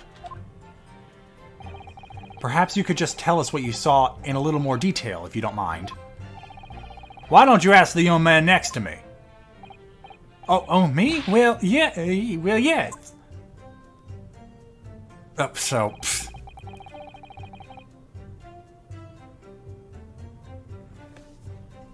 So it seems like with that statement, his is the one I have to contradict. Ugh. I don't like this at all. Because after you say this, it goes right back to the driver.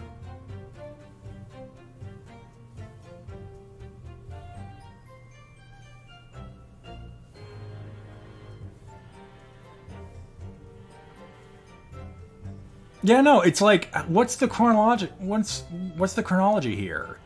Apparently you both saw him stab, but whenever I ask you, you go over to first, and then we go back to the driver who says, I saw it too, even after I stopped my cab and looked. I pressed this statement already. I don't want to, ugh. I already pressed all the statements aside from the first one. I'm gonna go for broke. I have 3 of these. I might as well just keep using them up. That's not gonna make sense. What is the game's logic here? I have a feeling this is just gonna cost me another safety point, but I'm gonna go ahead and present it. Objection. Ugh, that's so vague, yep. Oh, no, Santa, no!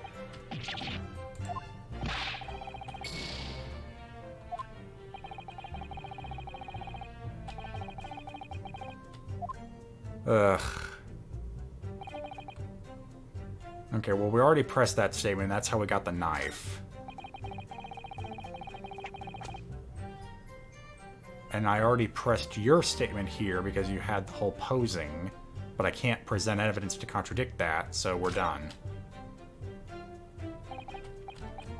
And here we go again with this whole thing, which I can't get through any faster. So I guess I might as well just press the first statement then, because that's all I've got.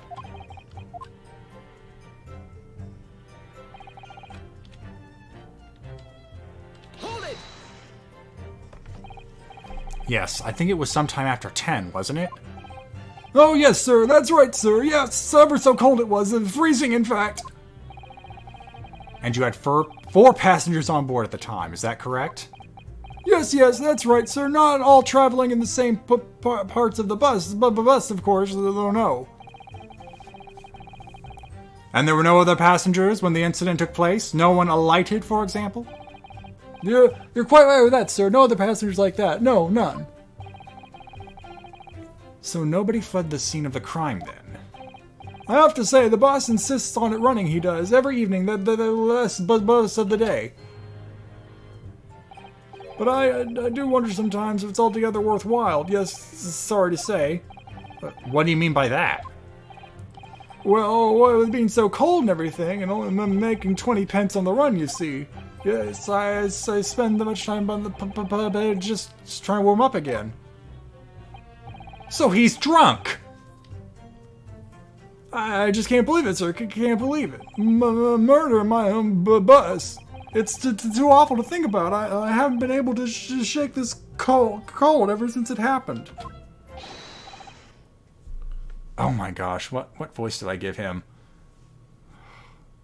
My lord, I wish to speak. It seems like the same as juror number 1. Yes, juror number 5? Do I take it that you too? As the master of the London Guild of Coachmen, the idea of a murder being committed on one of the city's carriages is utterly abhorrent to me. It wouldn't be right to make a decision before hearing all the facts, though, I said to myself. But I've heard enough now. Oh my gosh. Justice. Truly justice. The horse is bolted, as they say. No, please, just keep an open mind a little. Don't talk to the jury. Gee up now, Silverblaze. The finish is in sight.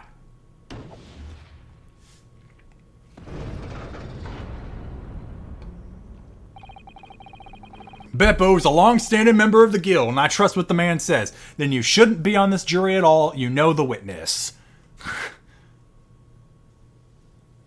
I move for a mistrial. Because, the witness knows one of the people on the jury. Guys, problem? This is rigged?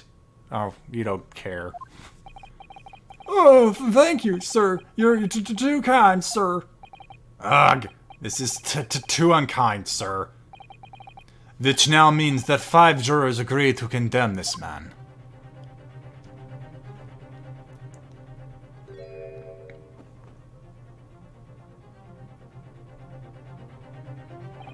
Madam Juror number 6.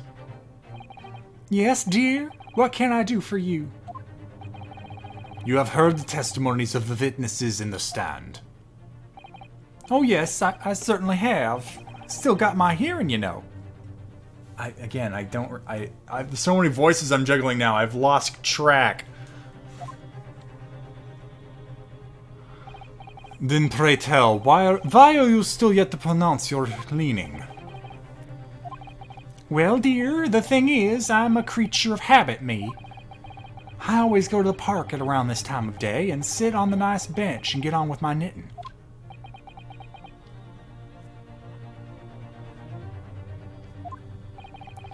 There's a lovely little park just near where I live.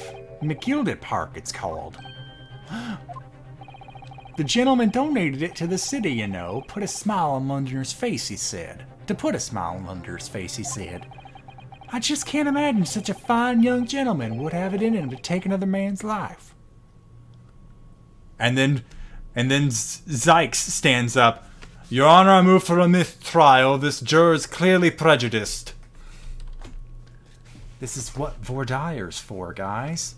We search out the biases and prejudices that disqualify jurors. We would have had a whole different jury if we had done that.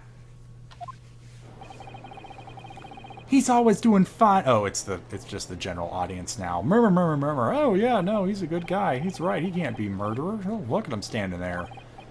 Right where the coach used to be. Look, even the kid wants to go to the public library.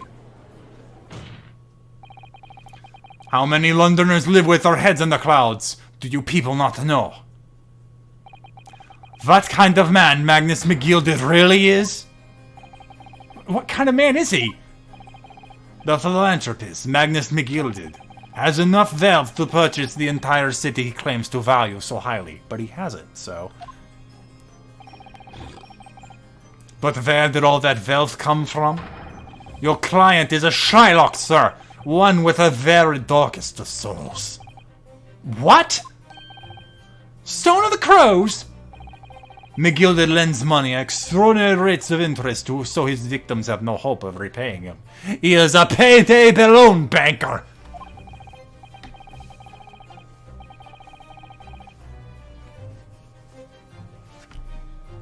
When they default, he takes possession of everything they own. He's a vulture that preys on the weak. I've never heard of any mention of that before. Your faculties haven't deserted you, I'm sure, madam. So his thought has not crossed your mind? Would a man wealthy enough to buy London in its entirety not have a carriage of his own? Huh? What possible reason could this man have had to make use of a public omnibus service? You're not saying that. The victim, a poor brickmaker, had next to nothing to his name save considerable financial liability. Also, I will notice that not supposed to talk directly to the jury. Granted, jury's not supposed to come out and say what their verdict is either, so this is already borked to hell. Just a little lawyer and fact for you out there. It will come as no surprise that his creditor was the accused, Magnus McGilded. But let it also be known that the very day Mr. Mason was killed was the final repayment date for his debts. Good gracious! The brickmaker was destitute. He had lost his house. He had not a shilling with which to repay his debts. And in the end, this pitiful soul had the very last thing he owned taken from him, his life. By the merciless philanthropist which had Magnus McGilded. I don't believe it. If I might add something briefly, Miss Susato, you claim that the victim had been lent money by Mr. McGilded. But where is the evidence to support your claim?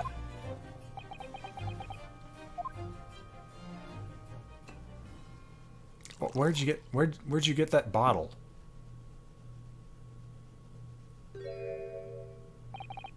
Pray forgive the discourtesy of filling my hallowed chalice in a court of law. Ah, there it is! Lord Von Zyk's hallowed chalice. How can this be considered acceptable? But I find myself in unexpectedly good humor. I had heard ladies from the Far East could show great courage, but I didn't expect to experience it myself. As judicial assistant for the defense, I'm simply doing my job. What a pity that your display of courage is in vain. This is the debtor's ledger, which details all monies loaned by the accused. You will find the victim's name clearly recorded inside. Oh. Allow me to present... Sorry, had a yawn come out. Allow me to present this ledger as evidence. And pray forgive the discourtesy of raising my chalice in toast to the enigmatic East at the same time. Marvelous toast, counsel. I will gladly accept this new evidence. The debtor's ledger has been entered into the court record. Ah yes, 20 guineas. The victim owed a considerable sum. and the accused made quite certain he had ample recompense. Well, it would seem I've had the wool pull over my eyes. Regrettably, madam, that is the modus operandi of the accused. And it's such a pretty little park, too. What a scoundrel. Still, maybe it's all for the best. Well, wait a minute. Let's think about this for a little more before... I don't stand for nonsense.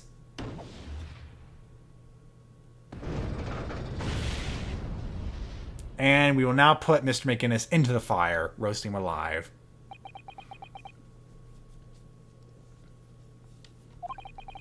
And that was it. The last juror's decision.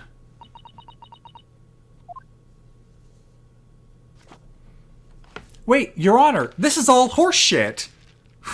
The jurors are supposed to wait. According to this Encyclopedia of British Law, when all members of the jury have concluded that the defendant is guilty, court proceedings are suspended, and the presiding judge will deliver the final verdict and sentence. That's what it says here. The final verdict. It's over then. Oh! There's a footnote, though.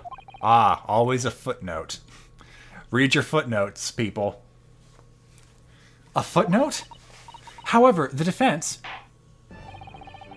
All 6 members of the jury are now in agreement in this case.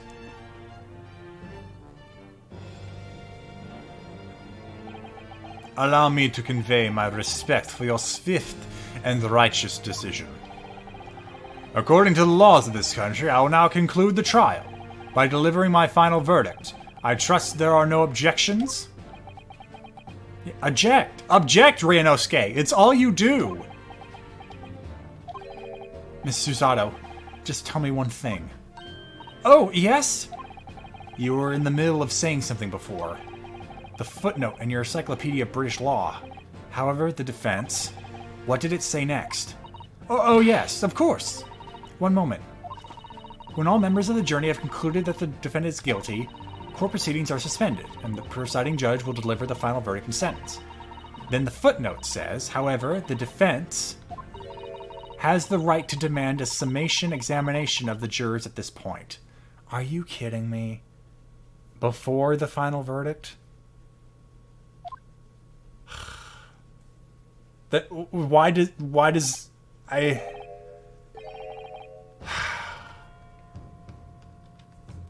Well, we've come this far. Define your term, please. Objection!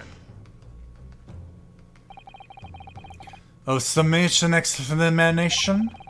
From which century has this tome you have there been resurrected? Judging from the binding, I would say the book is at least 50 years old.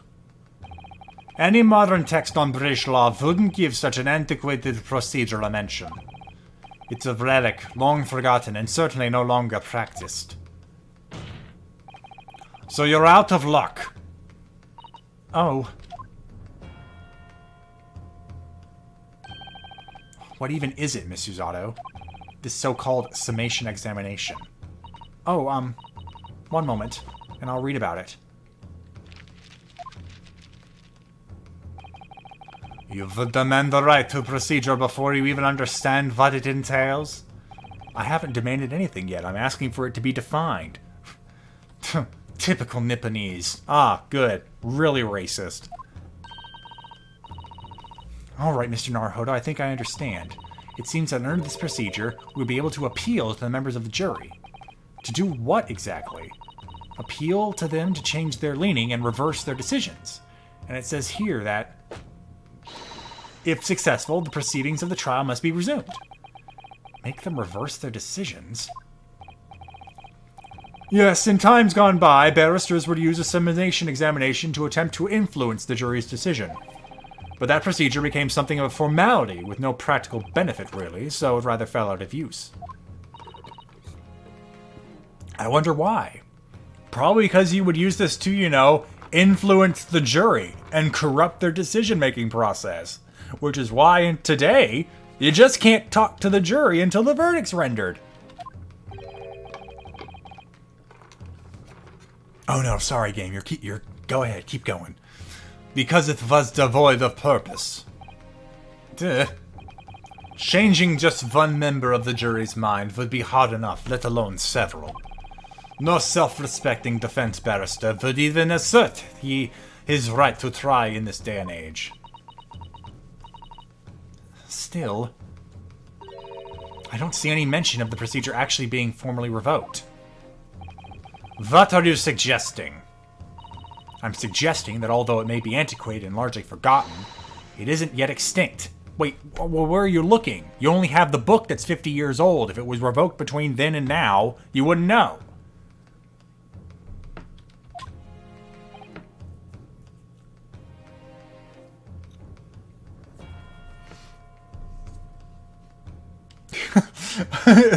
So it's the come on defense. Come on. Come on. What do you think, Mr. Naruhodo?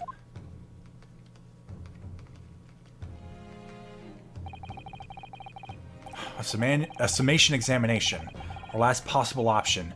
Do we assert our right to carry it out, or admit defeat? You know, just forget it. We're done here. No, just do it. The defense wishes to assert its right to a summation examination, my lord. Objection! London is the capital city of the most powerful nation on earth. We have a duty to the world to exemplify the very highest standards of judicial procedure. Summation examinations are an embarrassment that should remain buried. Objection! But if it's our right, it's our right. I believe it could prove vital in this trial. The defense's petition is perfectly valid. The court will proceed with the summation examination. This is madness. This is London!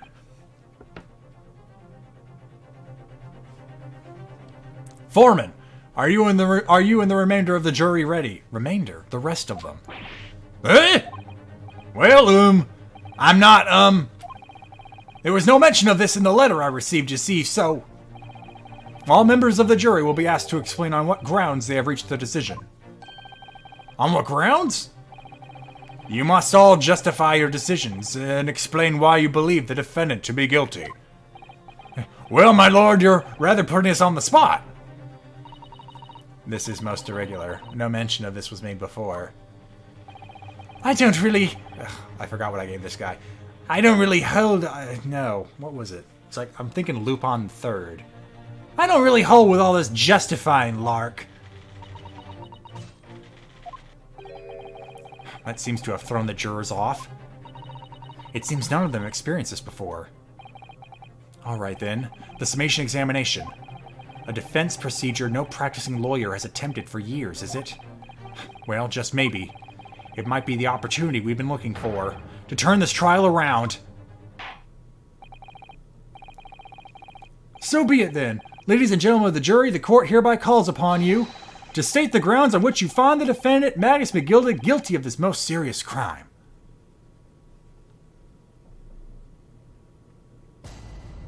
Judicial findings. There was no one else inside the carriage at the time, so it has to have been him.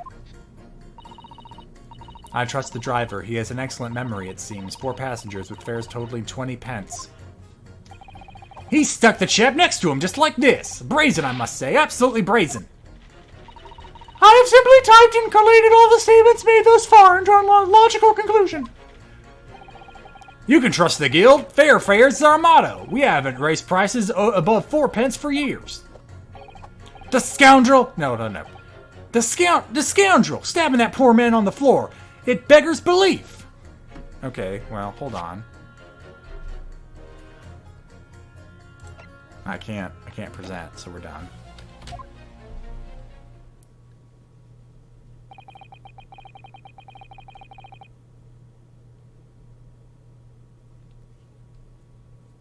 I'm starting to wish I hadn't pushed for this now. Some of the jurors don't seem to have wonderfully formed arguments, though, do they? That's right. Now you have to... Oh my god. It's an interesting mechanic for a game, but, wow. I don't even know where to begin with when it comes to going to each individual juror and changing their mind. So, alright, let's keep going. Well, let's see what we can do. We need to get these 6 people to change their minds. I'll have to throw everything I can at them and use some very persuasive language. Just a moment, Mr. Naruhodo.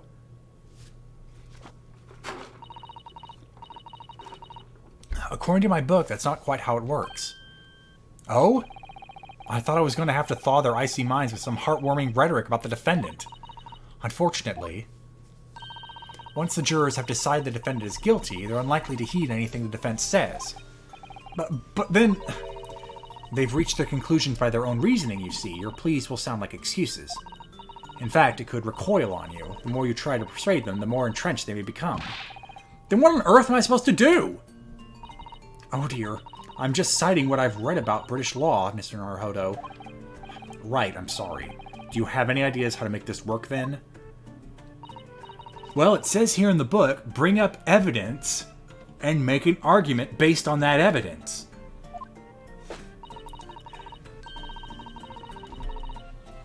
The key to this procedure is using the juror's own words to make your arguments. What do you mean? Well, the 6 members of the jury are randomly selected members of the public. They may appear to present a united front, but the truth is, they're complete strangers who just happen to find themselves here in the courtroom together. And that's the way to break them down, you mean? Yes, exactly. We must listen very carefully to what each member of the jury says, and see if we can identify any contradictory statements. If we can, and then contrast the statements and pit the corresponding jurors against each other. I see, so it's contradictions in what 2 or more jurors say that we're looking for. In a way, then, this is similar to a regular cross-examination. Oh, yes, I suppose you're right. Find contradictions in their statements and pit the jurors against one another to break them down. Well, we already know juror number 2 and juror number 5 offered something contradictory. Alright, I might be able to pull this off. No, that's not right. I have to pull this off.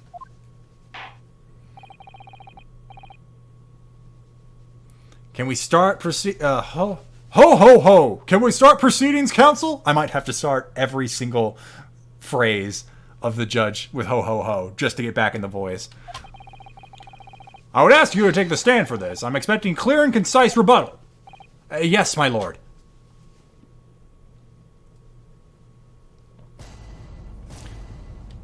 Jury examination. The defense's rebuttal. Oh, I only still have 2 safeties for this.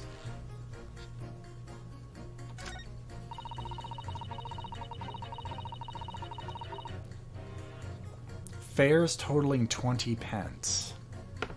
Hold it! But does his ability to recall its takings that night really tell us how trustworthy the man is?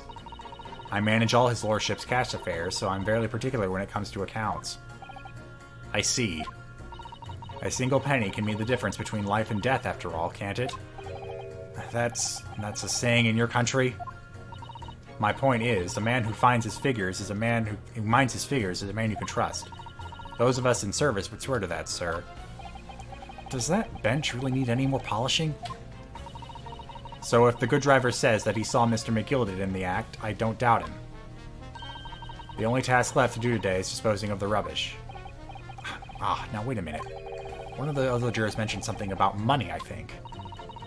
Now would be a very good time to listen carefully to the jurors' statements again, Mr. Naruhodo.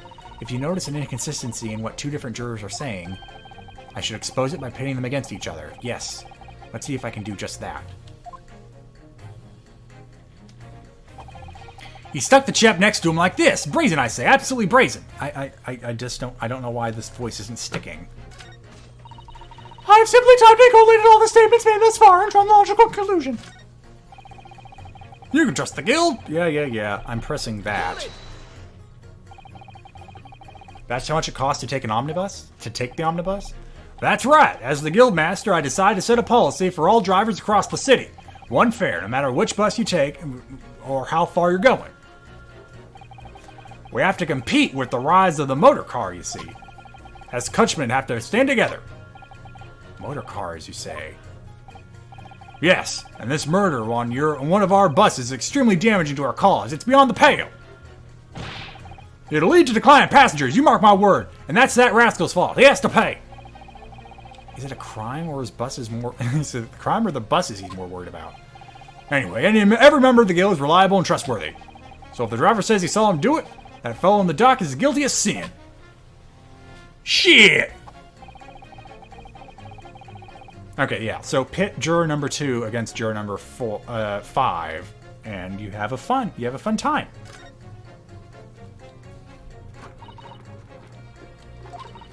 So, we just need to find 2 jurors with contradictory statements and pit them against each other. Which is much easier said than done. Is that perhaps what you were just thinking? How did you know? Well, I took the liberty of doing some research in case you happen to find yourself in just a situation. Shall I read you what I found out? It is a little long, I'm afraid. Oh, God. I might regret it, but go ahead. Very well, listen to this. During the summation examination, you will hear the assertions of the 6 members of the jury. In this situation, the counsel for the defense should use R and pit with impunity. Having done so, you will be able to compare the chosen assertion with those of the other jurors. Select the corresponding buttons to listen to the other juror's assertion again. Note that you cannot choose the assertion of the juror you initially selected, nor can you choose assertions of jurors who have changed their leaning to not guilty already. Now, that wasn't too long.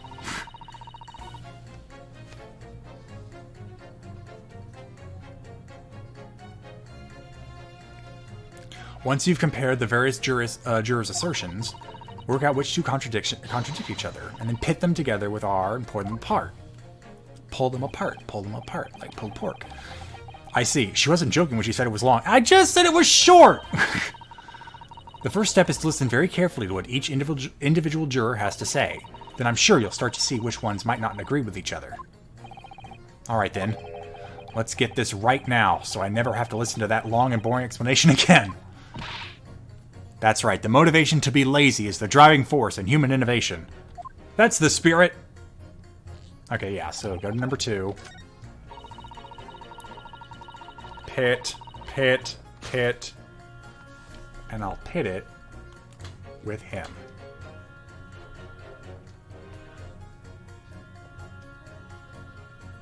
Objection! Those 2 statements clearly contradict each other. Ho ho ho, they do? Explain yourself, counsel. Me? Oh dear, what have I said? I swear on Silver Blaze's main and name, I haven't the first idea what you're talking about. According to the group testimony we've heard so far, there were 4 passengers on the omnibus at the night in question, and according to the coachman, Mr. Beppo, he took 20 pence in fares. Quite right, I have those precise details typed neatly here in front of me. And juror number 5 also told us the following. The fare for the omnibus is always 4 pence. That it is, a fair and convenient single price, just the way London's carriages should be operated. But that doesn't add up at all. In fact, it leads a glaring discrepancy in the facts. Why, man, why? 4 passengers paying 4 pence each. If you do the multiplication... it would be 16 pence. Exactly. As I said, it doesn't add up. The figures are different. By 4 pence, in fact. Or precisely 1 person's fare. Ho ho ho, 1 person's fare? Yes, in other words, on the omnibus that night, it's distinctly possible there was another passenger we've heard nothing about. Ho ho ho, good gracious! This can't be right. The coachmen of the guild are good, honest men, one and all. Trustworthiness is our watchword. The figures your coachman claims most certainly do not add up. Your watchword, good sir, is a fallacy. I beg your pardon. Mr. Guildmaster, I think you ought to consider if this trial were to end now, the news will surely spread all over London. The news that one of your coachmen tried to hide the fact that he lets nefarious characters ride his omnibus. Ooh. All right, then. How do I make it so this miserable trial doesn't end, then?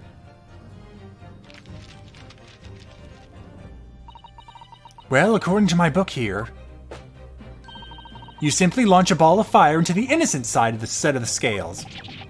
Nah, you hold your horses there, coachman. We were all in agreement. Why do you have to go and... Wait till I get my hands on you, Beppo! Juror number 1 and juror number 5 sound the same. Yeah, how much does fire weigh? I don't know. Maybe it's like a ball of pitch in there, too. This is very irritating! Begging your pardon, sir, I'm going to do the same. I mean, but that still doesn't make sense. I guess if the only way to do it is to switch your vote... Because all we've done is just arouse maybe reasonable doubt. Maybe. I guess that's where you can get the not guilty in. I guess it's better than having to prove someone else was the murderer. We just have to prove there's reasonable doubt that they're... Yeah, whatever. I'm already tired. My throat's blown out. For the love of Mike, not you as well! A penny can be the difference between a smile and a tear, after all. I certainly can't put my trust in someone who doesn't follow my exacting standards in financial matters. Oh, really? I, for one, think it's only proper that we hear from the witnesses again. Oh, well done, Mr. Naruhodo, you did it! If we can manage to change 2 more jurors' minds, we can force the trial to continue. 2 more, actually. There is something else that's bothered me about a couple of their assertions. That's where you must strike next! So I need to pit 2 more jurors against each other and show there's another contradiction in their assertions. Exactly! You can do it! Yeah, it would be 3 and 6 then, because he's talking about stabbing the chest and she was doing it on the floor. Ho ho ho! Well, the scales of justice have shifted, but they still weigh heavy on the side of guilt. Counsel, you have the floor again. Continue with your summation examination.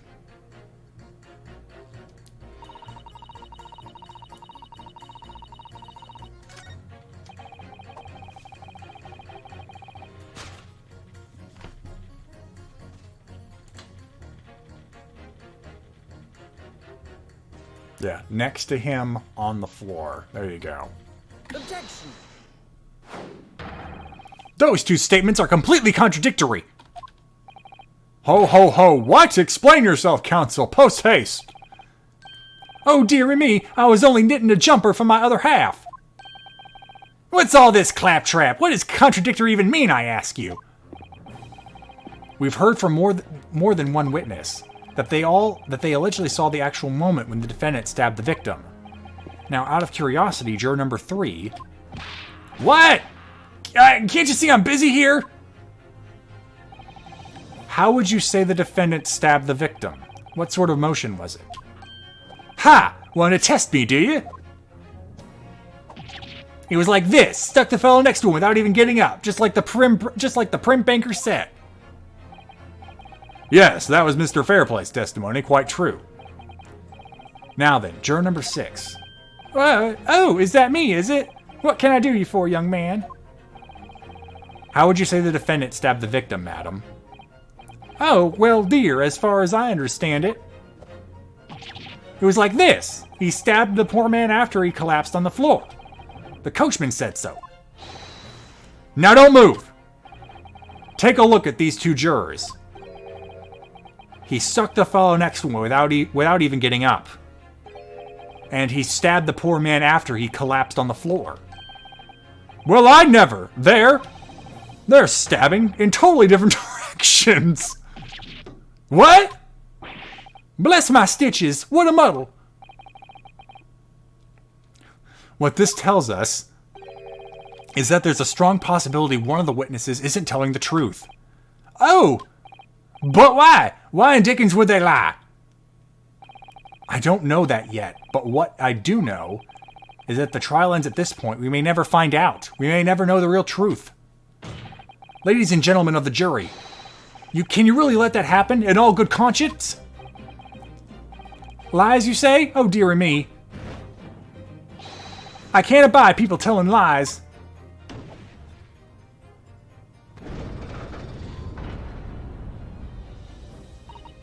The scales. I don't believe it. I don't believe it.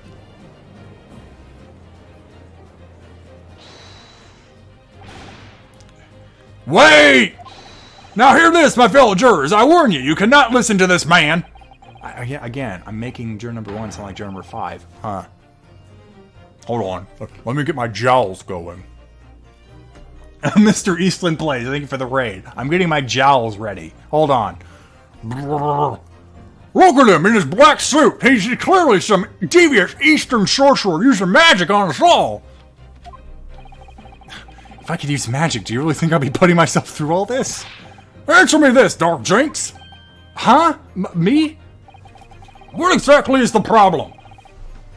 What of it if 2 witnesses have slightly different recollections of events? What of it? Let's say the Shylock did stab the victim as he sat next to him in the omnibus. And this young dandy saw him do it. Now let's say the victim collapsed on the floor. And then the Shylock stabbed him again. And this old lady saw him do it. Well, what's to say it didn't happen like that, Who you calling a dandy, sir? Well, I should... again, I'm changing... so hard to keep these voices in track. Help me. I work with a whole bunch of voice actors, and they're all busy. Who you calling a dandy, sir? Why, I should take this knife to you. Who you calling old? Why, I should take this needle to you. Ugh, they're ready to kill each other now. Perfect, that's what I wanted.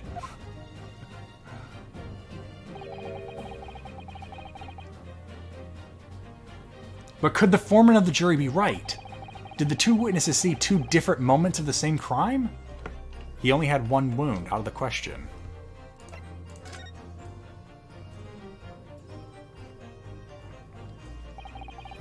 Unfortunately, Mr. Foreman. What is it, you Dark Jinx? Come on, out with it! What you're suggesting is impossible. It's out of the question. What are you talking about, man? Well, how can you possibly say that? You realize that I'm the only doing my job. As foreman of the jury, I have a responsibility to steer everyone in the right direction. So where's your evidence, man? That's what I want to say. I say 2 witnesses saw 2 different moments of the same crime. If what you say is out of the question, show us some proof. It looks like the only way I'm going to convince him is to present him with something he can't dismiss. Some irrefutable hard evidence. As you wish. What? I'll give you the proof. It's out of the question. The 2 witnesses saw different moments of the same crime. It's proven by... what does this say specifically? Single stab wound. There you go. Take that! This is the victim's autopsy report. According to what's written here, Mr. Mason was stabbed in the abdomen. Only once. Huh? Only once? It's quite simple. The victim was stabbed precisely 1 time. Which means these witnesses can't possibly have seen it happen 2 different times. Alright, I can see defeat.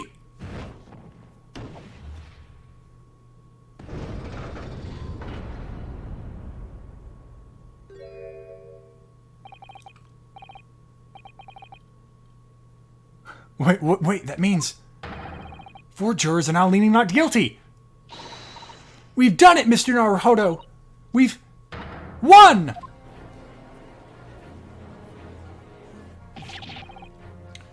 What are you playing at, you dandy fool? Shut your trap, sir. No one deceives me. But we had a consensus. I said shut your trap. I know a liar when I see one. And if a chap ever dares to cross the threshold of my shop, I'll take this razor-sharp blade and shave every last hair off his head. Please tell me he's a barber.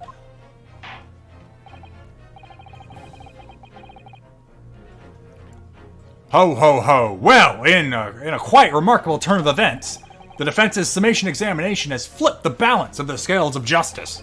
The jurors now stand at 2 for guilty and 4 for not guilty.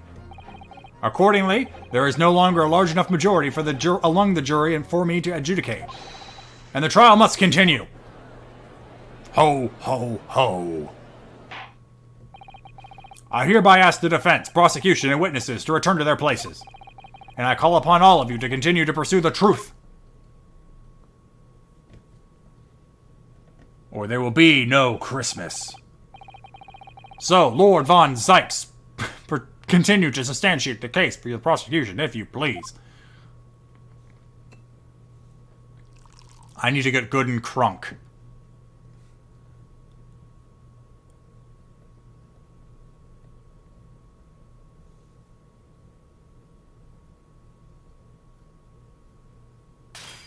Whoa! Having savored the rich aroma of the carmine contents of this hallowed chalice, it may seem crass to crush it to dust. Pray forgive the discourtesy. Lord Van Sykes! Emperor, is it cold in here, or is it just me? As your antiquated home no doubt says, the prosecution may not speak during a summation examination. So I honored a deathly silence, and listened to the charade. It seems I overestimated the intelligence of the jury. Well, no matter. There is nothing so hard to prove as a self-evident truth, it would seem. No, and why else should we grace the courtroom with our presence after all? So, let us proceed to the next round of battle. Oh, capes come off. Bring forth the witnesses once more.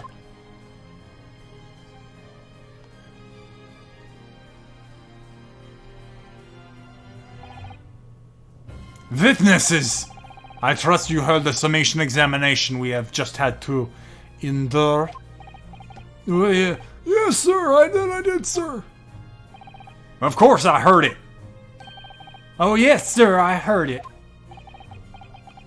Ho, ho, ho, you, sir, on the end, the coachman, I believe it's Beppo? Yes, sir, my lord, sir. If it transpires that in your previous testimony, you were attempting to veil the presence of a 5th passenger on your omnibus, you will be found guilty of perjury. You are advised to bear that in mind, sir. Where am I Santa Claus going? Oh mio Dio. Oh, you are Italian. Ho, ho, ho. Now then, witnesses, I hereby call on you to testify before the court again. You will explain the various misgivings brought to our attention by the defense's summation examination. Now even Santa's becoming Texan.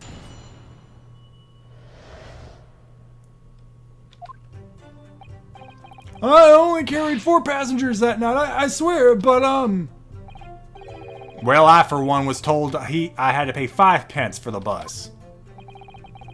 He fiddled with us on the fare, he did. And then I saw that blood-curdling sight as well. It's all too much. I tell you, I saw McGilded stabbing that man. Everything I said before stands. Oh, yes, he stabbed him, yes, he did. I think so, yes.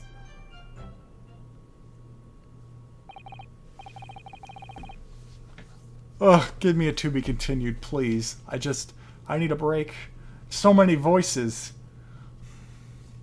Counsel, make sense of this for me, please. The phantom 5th passenger conjured into existence by my learned Eastern friend never existed. The confusion has arisen from the coachman's sly little coinage.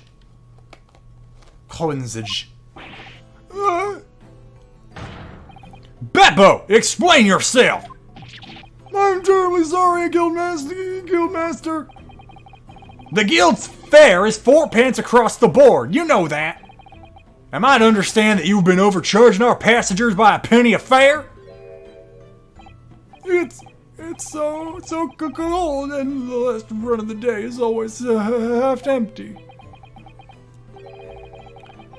Ho, ho, ho. You have been dishonest, coachman. I'm sorry. You're a disgrace, Beppo, a disgrace. And your selfish actions have brought dishonor on the entire guild. If I may, sir, I had to pay 10 pence on the bus just last week. What? 4 passengers at 5 pence each is, yes, 20 pence. I've done the arithmetic 10 times already, but I just can't make the result come out differently. No, that figures. Well, it would appear that one of the aforementioned misgivings has already been explained. So, counsel for the defense, your cross-examination, if you please. We've already had the pleasure of protracted summation examination today. I see you intend to continue the parlor games. Yes, the parlor games of a cross-examination of the witnesses. I'm just full of tricks. Absolutely.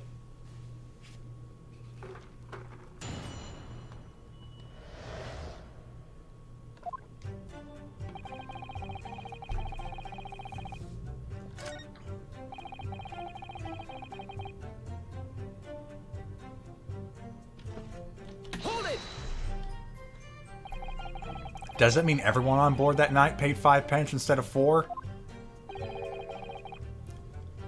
Oh, well, I paid 5 pence too, sir. I just told you that I did. A flat fare of 5 pence across the board. A flat fare. Oh, man, I lost the old man voice. A flat fare of 5 pence across the board. It's not something to be proud of.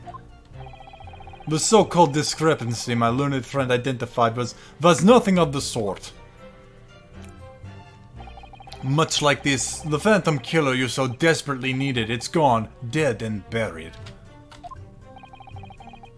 I'd been happy if it had ever existed in the first place.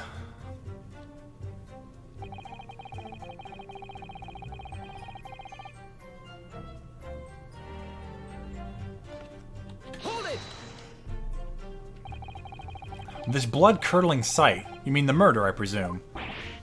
Yes, sir! A loathsome sight. No one should have to witness the horror in the eyes of a man the moment his life is taken. Oh, well, not exactly, sir. I mean, I didn't actually see the exact moment the gent was stabbed. Good gracious! Really? We have another witness who did, however. The banker has already testified to it. But Mr. First didn't see the point at which the victim was killed. That may turn out to be very significant. I heard the banker gent next to me take a sharp intake of breath. See, that's when I looked through the glass. That's when I saw the horrible blade poking out from his belly, all covered in blood.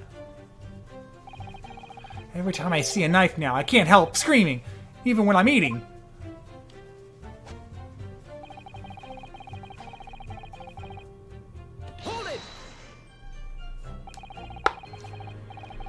So you saw the defendant, Mr. McGilded, stabbing the victim, Mr. Mason, who was sitting next to him.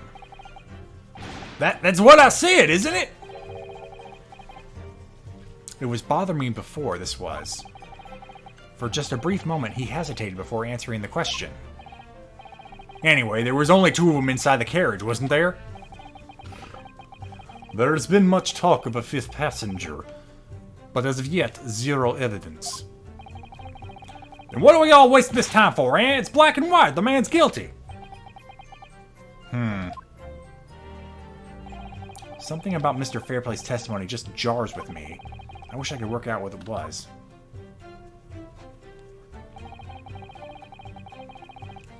Hold it! Earlier you testified you saw the moment when the defendant allegedly stabbed the victim, didn't you? Oh, yes, that's right. You said that the victim was on the floor, and described the assailant holding the knife in an ice-pick grip. I suppose. I might have, yes, I put the cart before the horse, maybe. What's this? Well, I'm quite sure about most of it. I was driving the horses when I heard a scream from the seats on the roof deck. Oh, I expect that was me, sir. And then to turn around, yes, I saw it through the skylight. The gentleman was on the floor, and the knife was just sticking out of his midriff. Okay, now we still have the problem of if you're just sitting in the driver's seat, you can't see that bench. That's right, yes, and the fellow holding the handle was the famous man, yes. So, in short, you didn't see the moment when the victim was actually stabbed at all? I really thought I did, but when I was going over it again in my head, no, I suppose I didn't actually see the precise moment of stabbing, did I? Oh, excuse me. You don't look too happy, do you? Excuse me. Do you have something to say about that, Mr. Fairplay? Now you listen to me. I know what you're thinking. You didn't really see the exact moment the fellow was stabbed. What are the chances of that? Eh? Are you asking me or telling me? He's getting flustered. I might be able to extract some new information from him if I answer him cleverly. Could he have just happened to see the exact moment the crime was committed? I feel like he's expecting you to deny him. So if I agree with him, I'm going to agree with him. Because I feel like that's the game's logic here.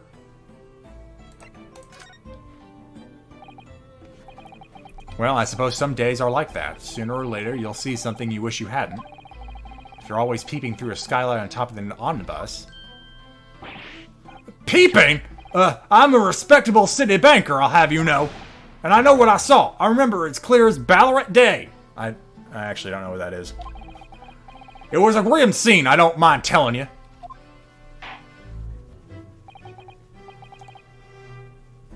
Thank you, Mr. Fairplay. Oh, excuse me if I was getting a little hot under the collar there, my lord. I would ask you to supplement your testimony with a clear statement about what exactly you saw. Oh, I can do that all right. I'll tell you just how grim it was. Do you think I'd forget the sight of those blood-soaked hands after that butcher stabbed the man? Or we already have a problem there. Do I? Yeah. Well, I mean, if I press it, it resets. Do it anyway. Hold it! Blood-soaked? Well, perhaps soaked is laying on a little thick, but... But anyway, there was definitely blood all over them. Both of them were covered in it. Nope. Not even close. And you saw that from the roof? Through the skylight? Well, the skylight... No, God, get the voices straight. Well, the skylight's reasonably large, so I had a pretty good view. And there was a lamp on the inside of the carriage as well, so I'm quite sure of what I saw. This banker's latest statement is effed up. I feel there should be not... Yeah, we have the gloves. We're good about that. And here's Susato telling me I should present evidence to contradict the witness statement.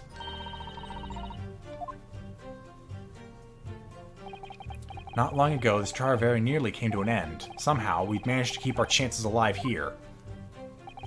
I can't waste this cross-examination. I have to use it to bring some new facts to light.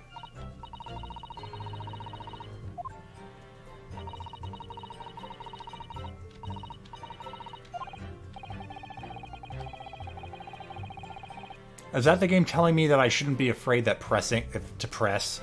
I feel like after the previous situation, they might be afraid the player is going like, well, if I press something wrong, then the jury's gonna flip and I'll lose.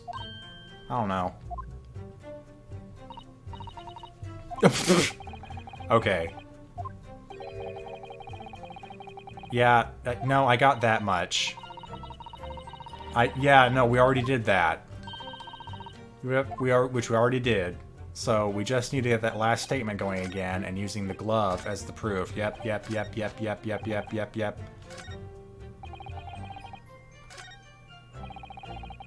There we go. And present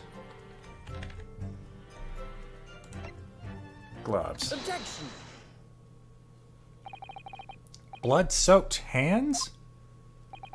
Well, I admit that soaked might be laying on a little thick, but... But anyway, there was definitely blood all over them. Both of them were covered in it. Well, I'm very sorry to disagree, Mr. Fairplay, but that's more than a little peculiar. What?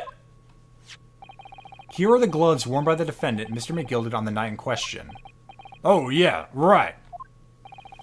And there certainly does appear to be a sizable dark-colored stain there. But, as I'm sure you can clearly see, it's only on the right-hand glove. What are you doing with your cane?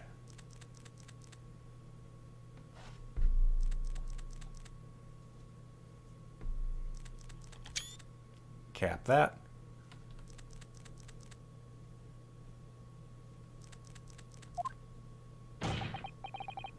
In short, Mr. Fairplay, your testimony is inconsistent. Yeah, but no, it can't be right. So you're the liar here, then. Gah! That's right. You were quite clear about it. You said it was both hands. Mr. Fairplay, if your last statement was a lie, it calls your entire testimony into question. You say you saw the moment the victim was stabbed, but is that really the truth? Objection!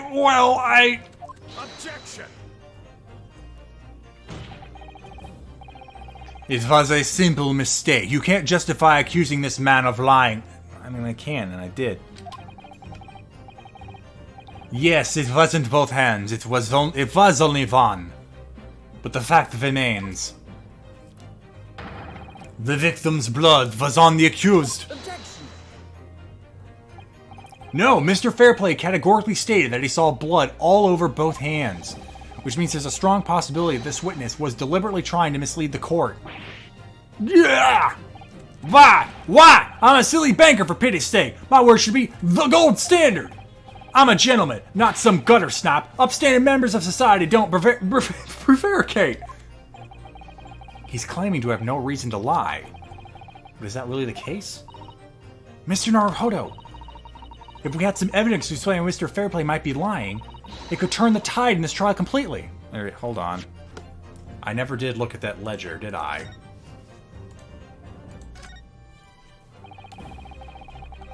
Yeah. This portfolio must contain all sorts of secrets of London's gentry, like Mr. Fairplay.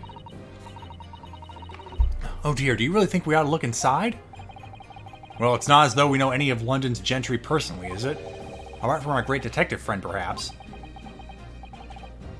Actually, I wonder. I assure you, we will not find Mr. Shom's name inside. Well, let's see what we find.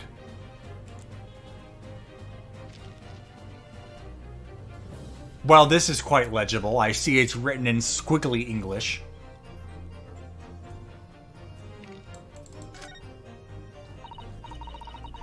Gosh, it's crammed full of gentlemen's names, isn't it? Well, I suppose they're probably not all gentlemen at all, are they? After all, not everyone in this country is well off. Ah, goodness! What is it? Look at this! Do you see the name here? Bruce Fairplay. So that means... Ryunosuke. Really? I know it has to be worded that you look at this at any time, but right now, of all times, you should really know Fairplay. Bruce Fairplay, the witness testifying at this very moment! Oh yes, of course, the banker! Why is his name in here?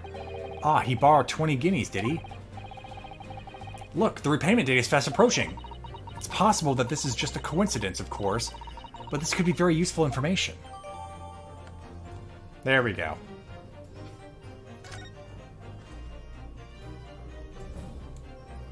Is it just his name, or is it... Oh, whoops.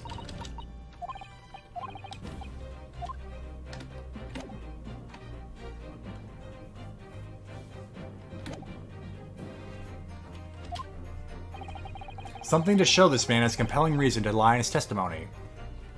I have evidence as of 6 seconds ago.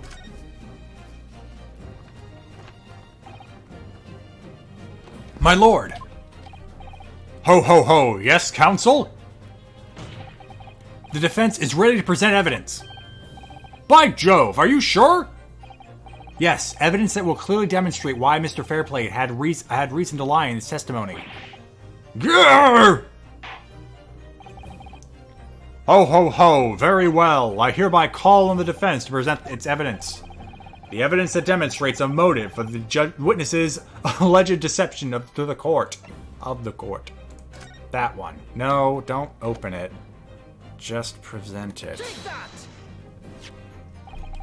This is a list of the debtors who owe money to Mr. McGilded. Yes, a list of innocent victims crippled by the accused extortion. The point is, among the names of the debtors is your name, Mr. Bruce Fairplay. What? Mr. Fairplay, are you currently indebted financially to the accused? No, well, it's barely worth being called a debt. According to this ledger, you owe 20 guineas. Not an inconsiderable sum of money, wouldn't you say? Well, what of it? Let's suppose Mr. McGilded were to be found guilty of murder. What would become of your debt in that case? Ho ho ho.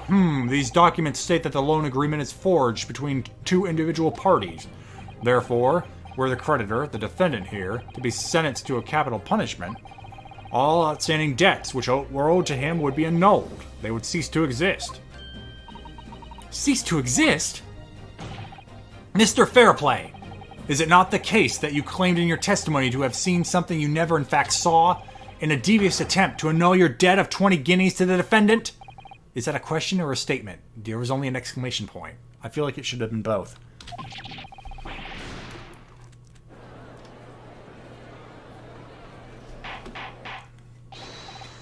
Order! Order! Order! Mr. Bruce Fairplay! Yes, my lord? Let me ask you again. And be aware that your answer may have most serious implications upon your future, sir. Did you or did you not see the precise moment in time at which the defendant is alleged to have thrust a knife into the victim?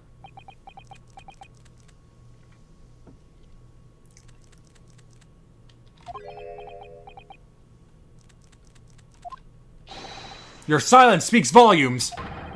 You did not tell the truth in your testimony. All right, well, let's not make a melodrama out of this. Too late. Perhaps I did overstate the truth a pinch. A pinch? But it makes no difference. I definitely remember seeing blood on McGilded's hands, both of them. Objection!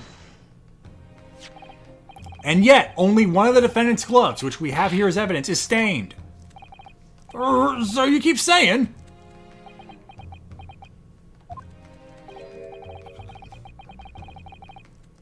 I wonder if I might be allowed to speak, sir? Go ahead, Mr. First. Well, the thing is, I think I remember seeing it myself, as it happens. Seeing what? The blood, sir, on the assailant's hands. I think, yes. I'm almost sure that it was on both his hands, not just one. What? What? K.O.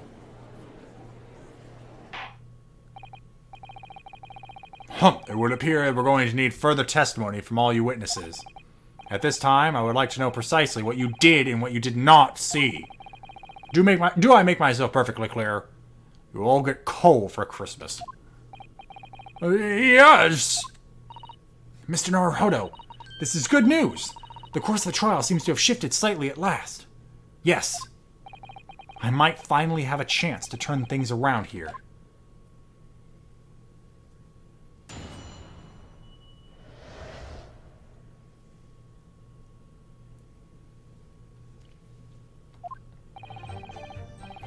There was blood on both hands of the assailant. I sincerely and distinctly remember that.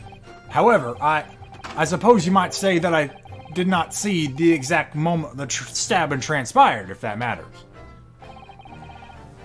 I remember seeing the knife, and I remember seeing both the attacker's hands with blood on them. I didn't actually see anything myself, no, not until I heard that scream. Anyway, the fact remains, there can't have been anyone else inside that carriage, or we all would have seen.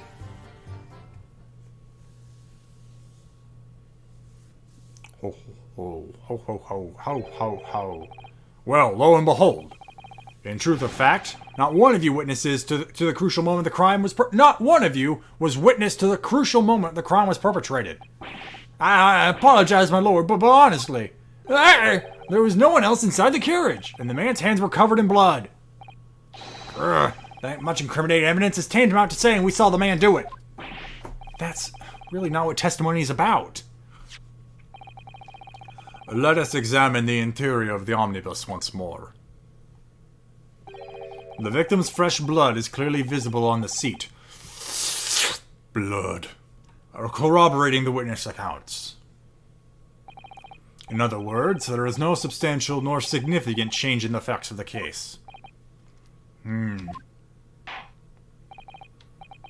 Very well. Your cross-examination, please, counsel. Yes, my lord.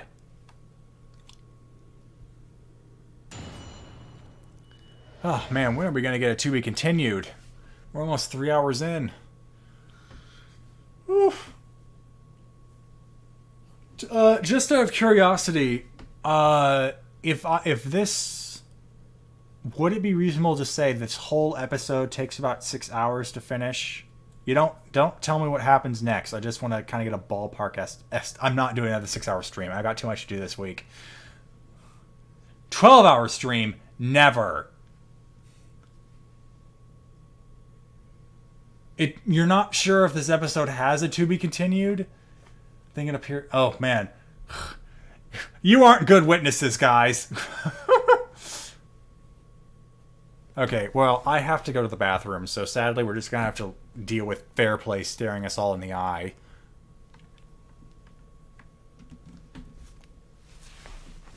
Of course, watch a to be continued happen right after this cross-examination. Knowing my luck.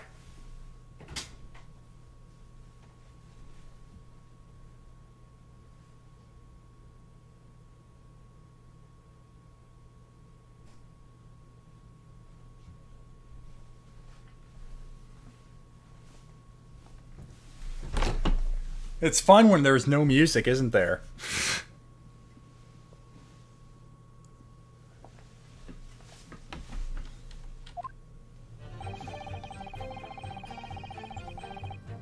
Well, let's go ahead and start pressing. Hold it! No, the evidence tells us otherwise. We have the gloves the defendant was wearing on the night in question in the court record. I'm well aware of that, sir, but nevertheless, I know what I saw and I stand by it. The man had blood on both his hands. He's defiant, even in the face of hard evidence. He's steadfastly refusing to admit that he might be mistaken about what he saw, but why? Your reasoning is dire. One hand or two, the salient point remains unchanged. Minutes after a grim crime, the victim's blood dripped guiltily from the accused's fingers. You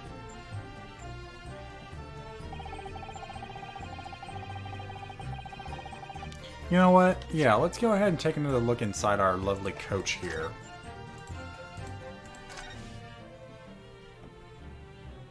We have to have this conversation each time? No, I hate that. Just open the door. I don't like this feature at all, that we have to talk about it every single time. Because honestly, if there was something hidden in here... Oh my gosh. Yeah, ugh, come on.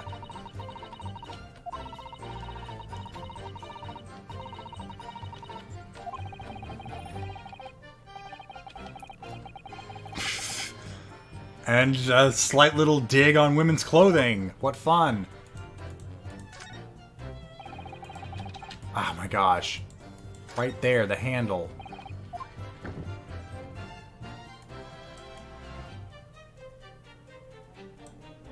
Doesn't look like there's any gloves or anything in here.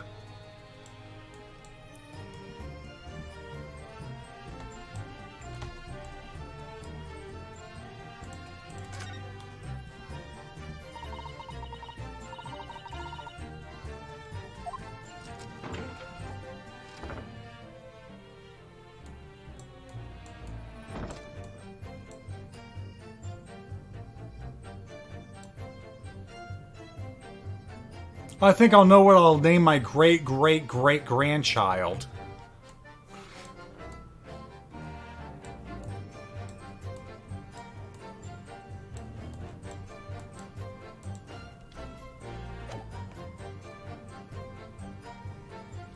Alright, I don't think there's anything here. Just keep pressing. Hold it! Just keep pressing, just keep pressing. Don't try to downplay this! Whether or not you saw the exact moment of the crime is a matter of fundamental importance, as you well know. But for crying out loud, we all know that no one else could have possibly have done it. It was just, trying to save us some time. You have a loan of 20 guineas outstanding with the defendant, do you not? Had you hoped to release yourself from that financial burden by ensuring the defendant was found guilty? That's not entirely not what I was hoping for. I just lost a little guinea or 10 when I backed the wrong horse in a derby. The derby, that's all. I was going to win it all back. There's a fixture this weekend, that's a sure thing. Of course. Your wife must love you. A little guinea or 10. I'm a banker. No one bats an eye if I borrow a little spending money for the weekend. Santa disapproves. I think you may have revealed more about your character than you bargained for, sir. Your stalking will be liked this year. This witness's scruples are not on trial here. Proceed to the next witness. Is that really how it's supposed to work?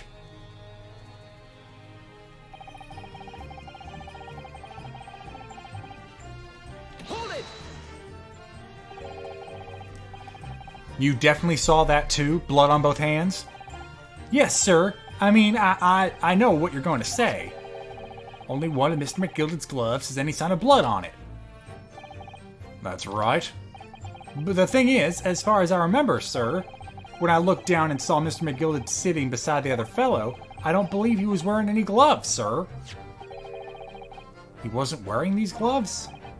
That's correct, sir, and I saw the blood on both his bare hands quite clearly.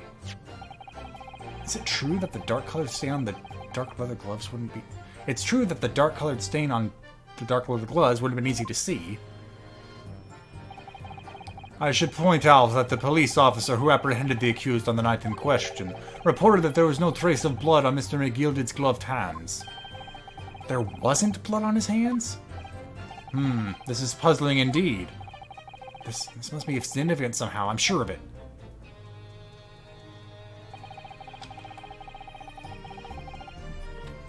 Just keep pressing, just keep pressing, pressing, pressing, pressing. You didn't see anything? Oh, yes, sir. That is to say no, sir. I didn't. I'm very sorry about what I said before, sir. Very sorry, yes. It was very wrong of me to make up stories and say I saw him stab the man. Wouldn't you agree, sir? I know I know what you're insinuating. I certainly wasn't making up stories. Still to say you saw nothing in the night isn't right either, is it? No, sir. I saw nothing at all. Mr. Beppo, you were driving your horses. At the very least, you must have enjoyed a good view of London streets, no? Screw you, kid! Oh, please. You didn't even see that? It was so cold that night, you see. All I could do could keep from passing out, sir. Yes, my head was fairly frozen solid. Sorry to say, sir. It would seem prudent to avoid travel on the last omnibus service of London's cold winter nights. Beppo! Oh shit, I'm seeing a bunch of I Am the Hype. Did we get raided? Did I just have a brain fart? No? Just hype? People are hype now? Vegeta took a Pokemon. What? Do you believe in your own... Oh, okay, I got it. I got it. I got it. Ouch. Okay, let me, I think this is where let's just press here.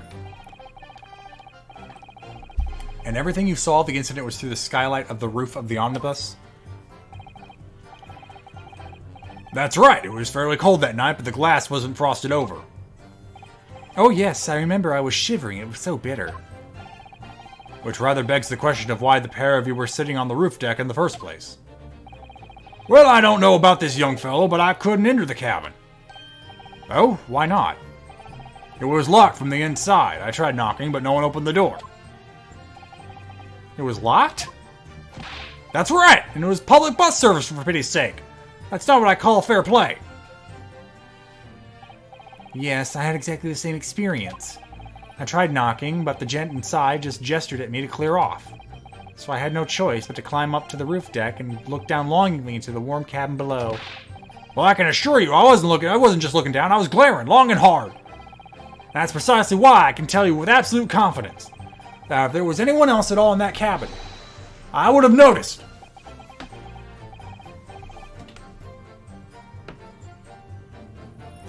Unequivocal, I would say. I'm not sure about these two witnesses. Could they really have seen everything inside the cabin through the skylight?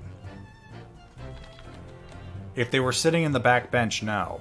They could only see the one in front of them. Allow me to confirm one thing, Mr. Fairplay. You were riding this omnibus and witnessed the events in the cabin through the skylight and the floor of the upper deck, is that right? That's right, yes. In that case, there is a portion of the cabin interior that would have been out of sight from you. What?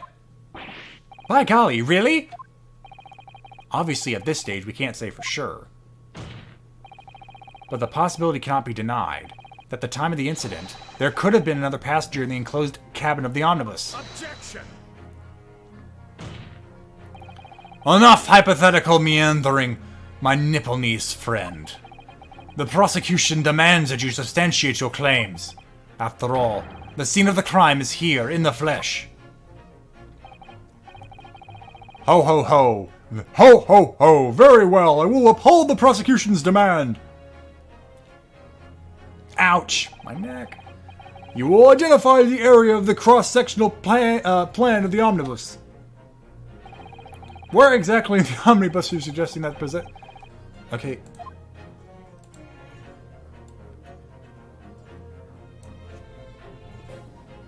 Here.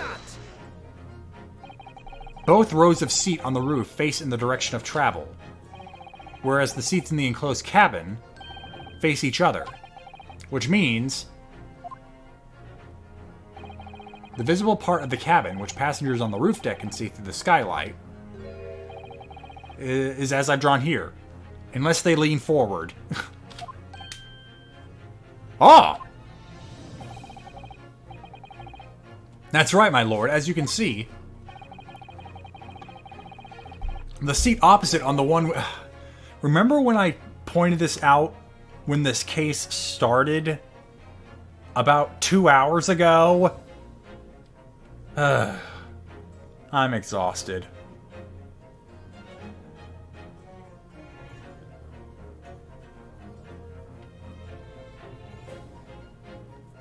welcome to Ace Attorney.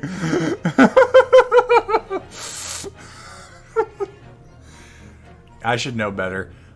I've been watching actually a Lil Karibo do his playthrough, but I haven't been able to see like every single case all the way through, and those are like the DS games, so I don't know if there's been like an evolution.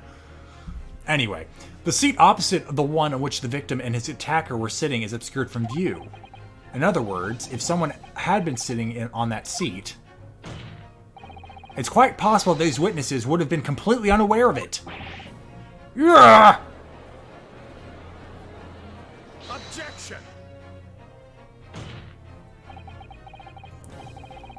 It's quite possible some phantom was sitting there. You Nipponese have a forbidding habit of obscuring the truth with ambiguity. Ah! I concur with the prosecution's rejoinder. In a British court of law, evidence is paramount. I cannot entertain this conjecture, Counsel. That is, unless you're able to put a name to this mysterious passenger to whom you allude. Can you, Mr. Naruhodo? I honestly don't know. Who could it have been? Who could have been in the other seat, which was out of sight from the witnesses on the roof deck? You have the knife. Hold on. We never inspected the knife.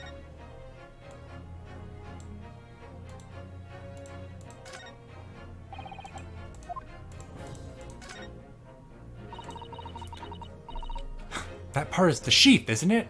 We don't have swords in Japan, so I have to ask. Are you alright, Mr. Naruhodo? Hmm? Oh, sorry. Yeah, I just don't really like blades. Well, why do you have Kazuma's sword? Thank you. Those don't seem like the words of a man with a large katana slung from his waist. That's not a blade, that's Kazuma's soul. Anyway, there's no sense in delaying it. Let's see what the blade looks like. And it's definitely bloody, isn't it?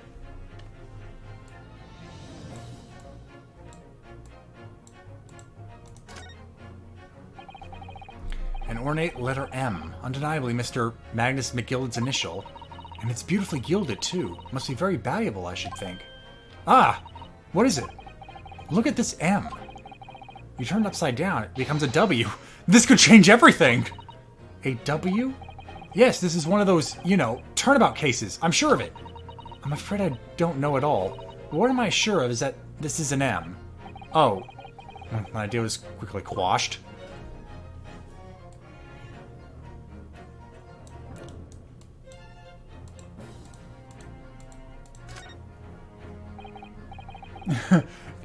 If this is a Wumbo blade.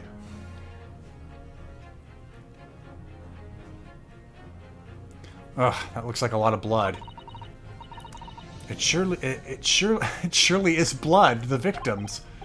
Ugh, an Englishman's blood looks a lot like a... What? Yeah, I would hope so. Did you think it'd be blue? That's a different anime. An Englishman's blood looks a lot like a Japanese man's blood. Do you think it would? Did you think it wouldn't? Sorry, it's just that we've only just arrived here in Great Britain. I didn't think Europeans were human. I'm finding it a little hard to adjust. I don't... What part of being in a different country made you think that the people bled a different color? Yes. Susanna, why do you understand this? I don't... You guys... I don't know what to do.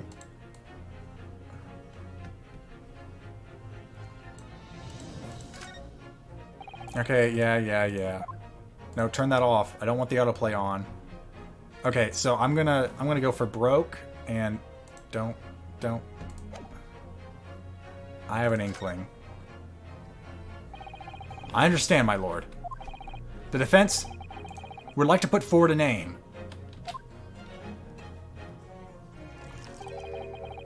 You are a fool. That response was a desperate attempt by a man who has no notion of his own limitations.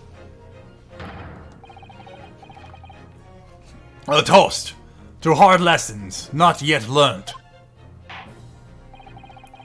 Let us not delay, counsel. The defense still has to name the passenger in the other seat. This could be it. This could be the chance I've been waiting for to turn the trial in my favor.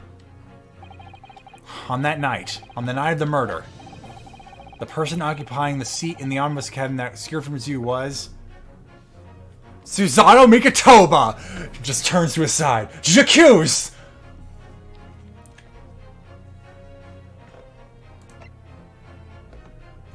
Ah, I see an M in that name. And we did meet him in this trial, so it must be him.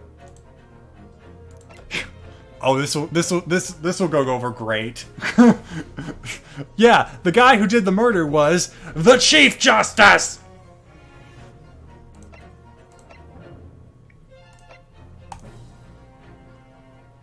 Yeah, sure. This will be fun. Take that!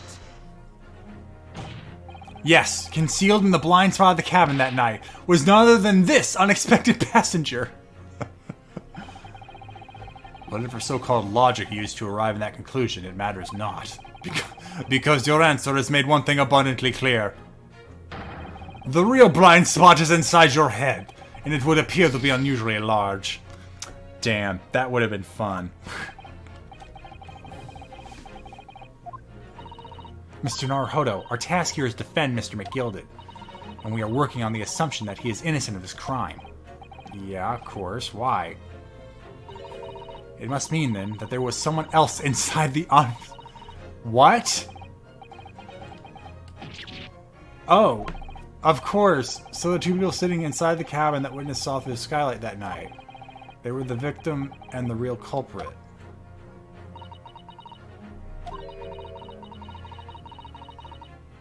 As though we've all been making a false assumption. The witnesses. Yeah, no, we got that much. Okay. Okay. So they saw another short guy sitting next to them the whole time? Okay, fine.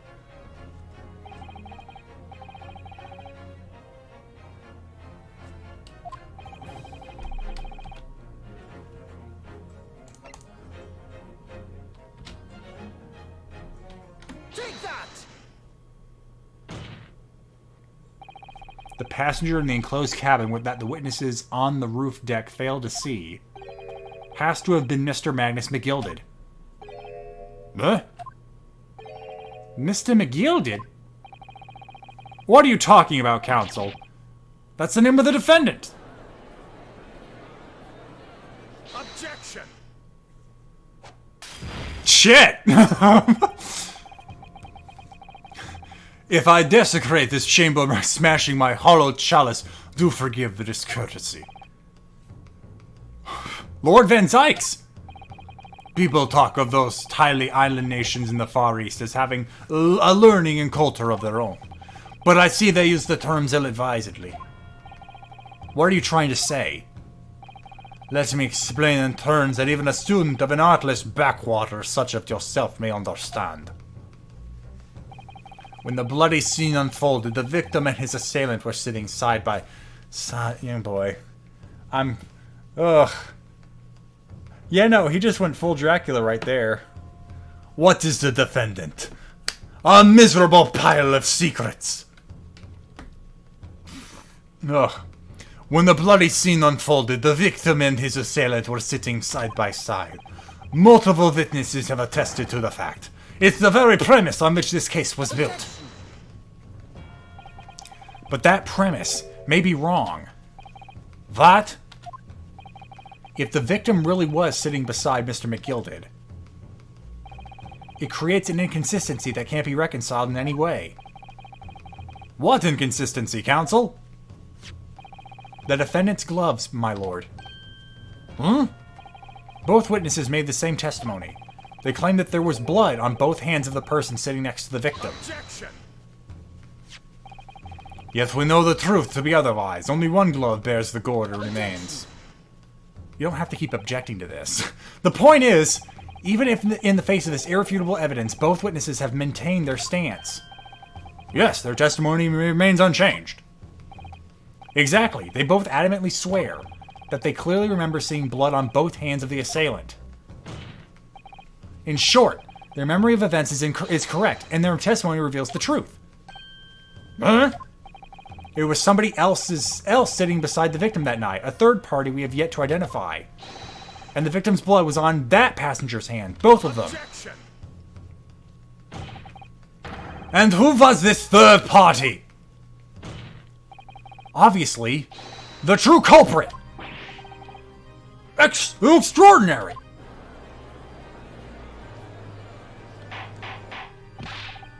Order! Order! Order! What exactly are you postulating? Objection!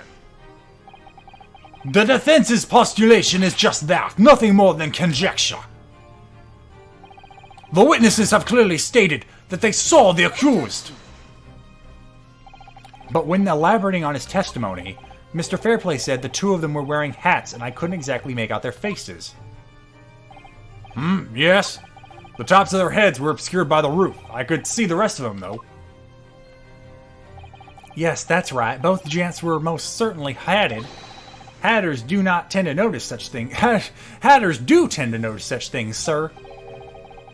Ho, ho, ho, and what particular styles of hat did the two gentlemen sport, Mr. First? I'm afraid I don't remember. Did you call yourself a hatter? The style of hat makes no difference. There was no third passenger in that cabin. How can you be sure? Because if there had been, the accused, Mr. McGilded, would undoubtedly have offered to depose the fact. Ah, yes. Now we have the part where the accused wants to hide something that makes their case harder. That much I remember. Unless, that is, you are proposing an even more preposterous explanation. But the accused failed to even notice the presence of the true culprit in the very cabin in which he traveled. Ah!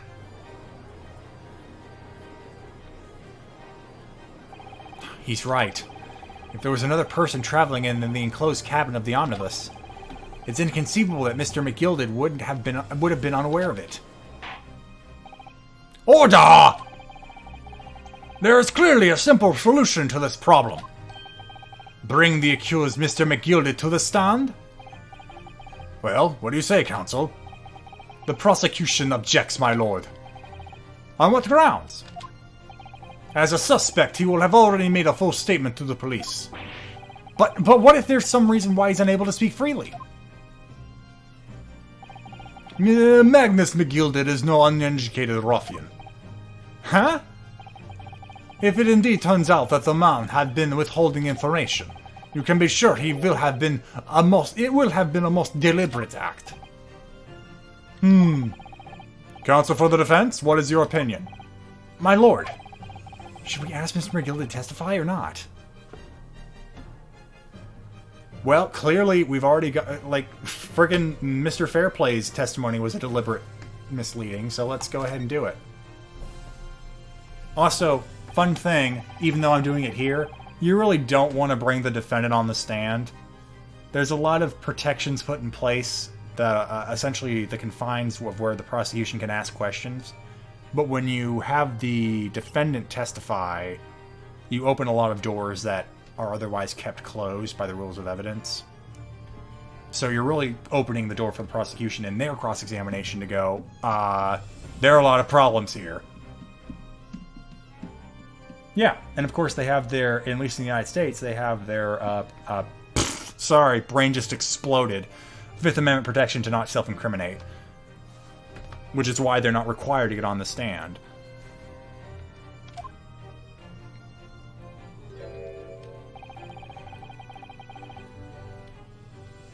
The defense would like to call Mr. McGilded to the stand. In that case, I would like to hear the opinion of the jury. What? Why? What does the jury have to do about this? Well, yes, why need a little time to consider this?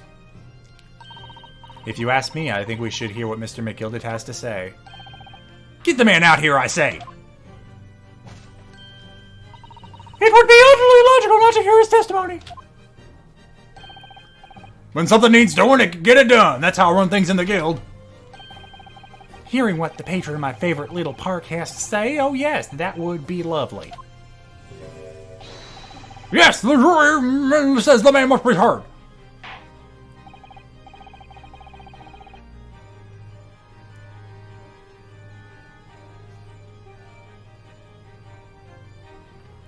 Ho, ho, ho. Very well. The court will hear the defendant's testimony. Bailiff, show the defendant to the stand at once. Dear God, give me a do be continued. To be continued. Do be continued. Do be continued by to be continued. Now, maybe it'll actually happen that night. Will finally become clear. Come on, come on. Damn it! Let proceedings be resumed. Mr. McGilded, have you been listening to the discourse of the day? Oh God, man, I have to do like his faux Irish accent. To be sure I have, my lord. There are now two matters on which the court desires to hear from you. The first is whether or not there was a third party with you in the omnibus cabin. As proposed by the defense. The second is that if such a person was indeed present, why did you conceal that fact from the police?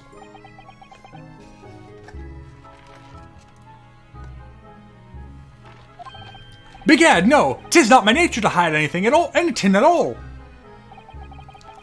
Just the answer... Ah, God. Now I'm losing the Dracula voice. Just answer the questions, please. The truth of the matter is, I've been desperate about this all along. Do I tells you all or keeps mouth shut? Tell us what, Mr. McGilded? The fine fellow representing me is absolutely right. In the carriage on the night with myself and the other man, there was another passenger. Is this true? Aye, and 'twas me who helped the little urchin get away after all that happened. You... What?! I'm sorry. What?! There. No, Magnus McGilded. That convenient excuse can't save you now. I'm truly sorry, sir, I am, Lord Van Zykes. I'm sure you be want to know why I said nothing when I was taken in by the police. I do be having a very good reason, I assure you. Which was? Well, the little child was just in the wrong place at the wrong time and not in any way involved, you see. What? What?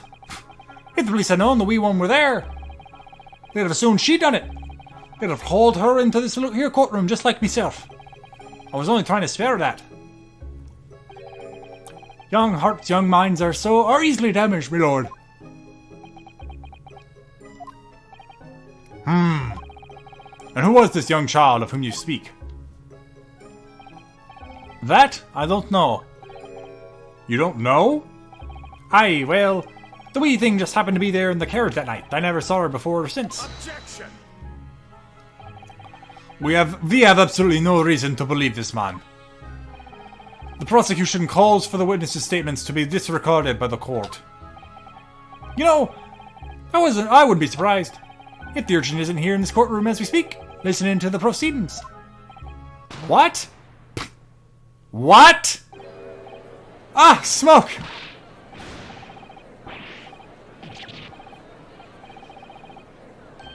I'm not even hitting the space bar up to this point. What's going on?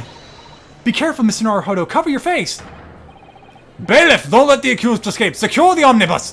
Because you brought the carriage into the courtroom.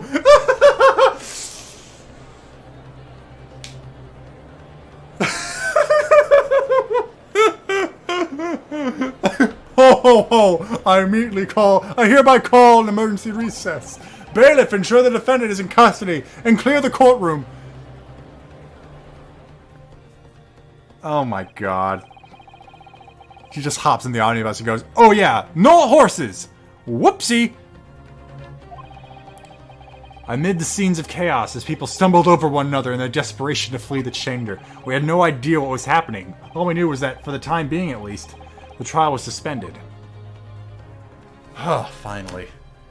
Wow, 3.5 hours. The second episode was more generous with the to be continued. So, I'll leave you all in suspense as we save the game.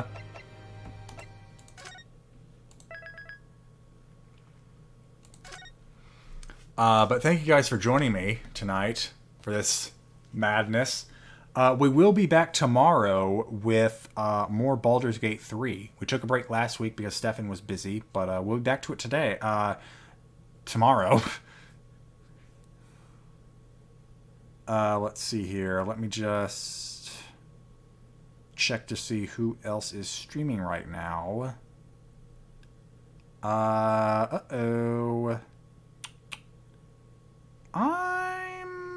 Let's see. A lot of the usual suspects that were online when I started are off now. Go figure. It's been 3.5 hours. I think I'll go ahead and send you guys off to the Unexpectables again.